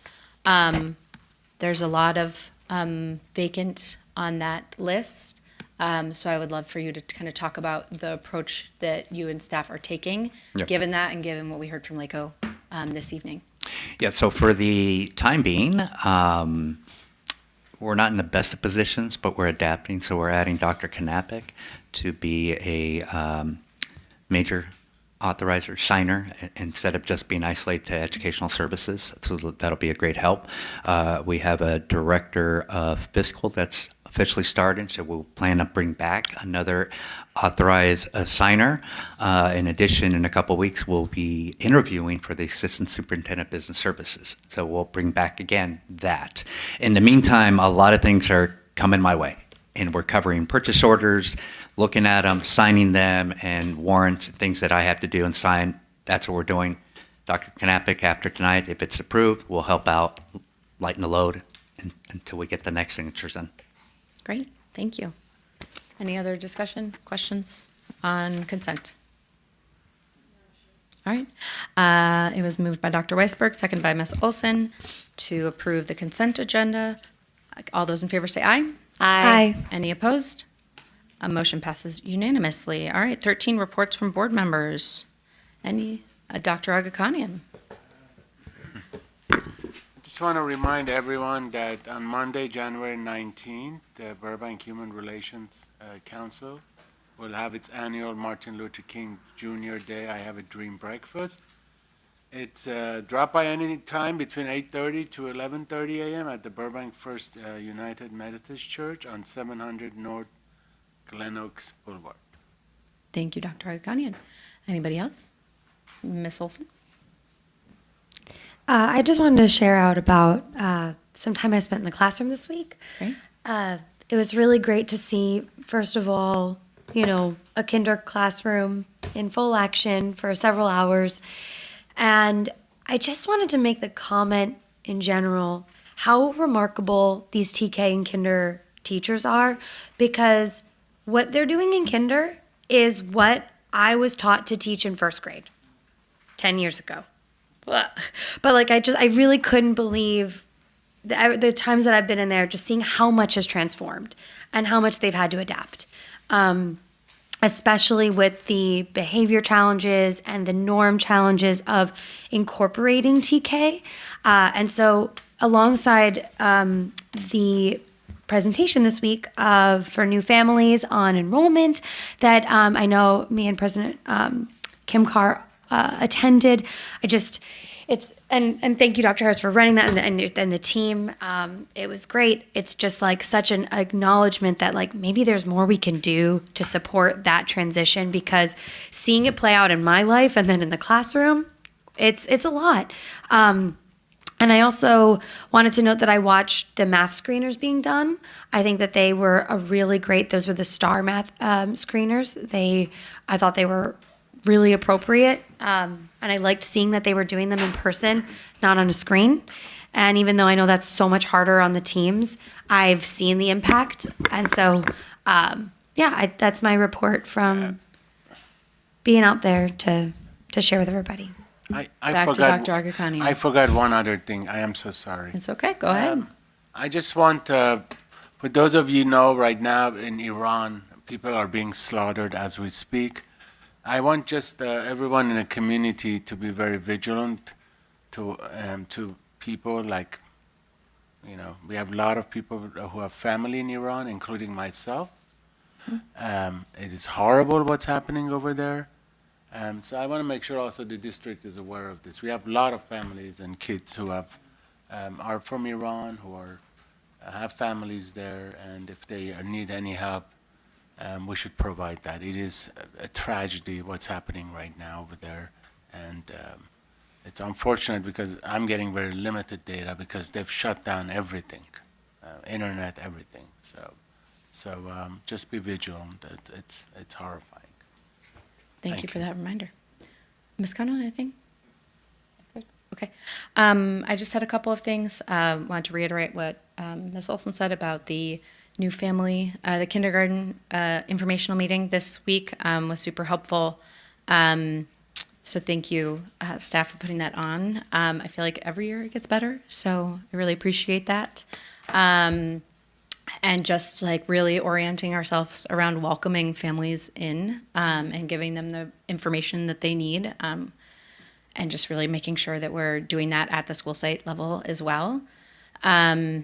The other thing that I would note for our community is that the website for the superintendent search is now live, including the job posting.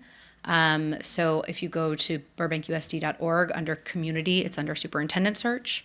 So all of the links are there for the initial proposal from ESS, the job description, and they will have a link to, or they do have a link to the community survey, and they have information about the community forum, which will be next week, Thursday, January 22nd, that I think we're about to reserve a room for, so I'm not going to make that announcement and then have to retract it. But that will be next week, and then they're also going to have a Zoom session as well shortly.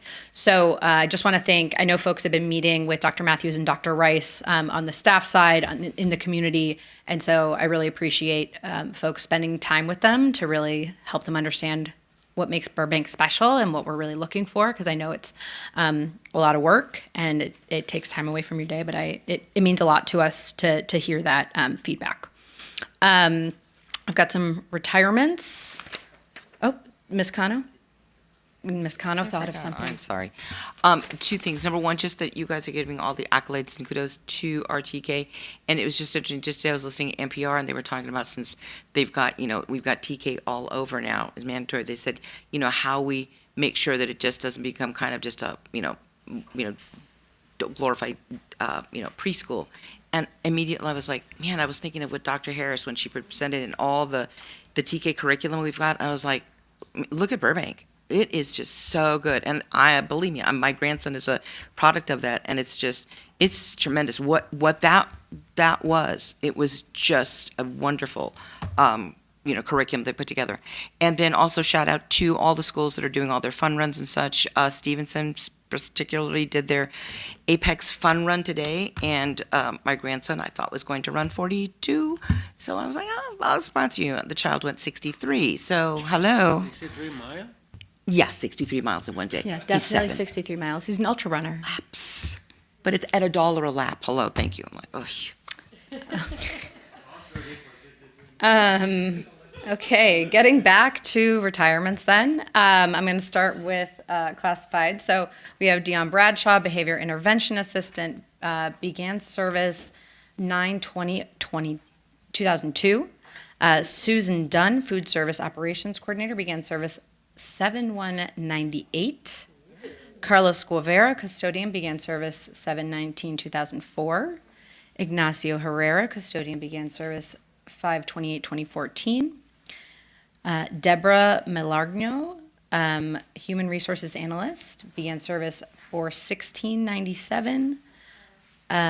Elisa Sahagan, supervisor of fiscal services, began service 3/18/2005. Consuelo Torres, custodian, began service November 1st, 2000. And then on the certificated side, we have Miss Allison Edge, who's a TOSA, and began service November 1st, 1994, and has been an amazing TOSA working with our NAF academies and others. So my only report is just that I just want to adjourn tonight. I think you all know that I'm from Minnesota. I went to school in Minneapolis. So what has been happening there has been weighing very heavily on me. And I have a lot of friends that are in education and dealing with their communities there, and lots of things happening very close to their schools and communities. And so what I would like to do tonight as we adjourn is adjourn in the memory of both Renee Good and, more locally, Keith Porter, who have been murdered by ICE agents. And so, I know I hope it's not controversial for our community, but I want to support our community in knowing that,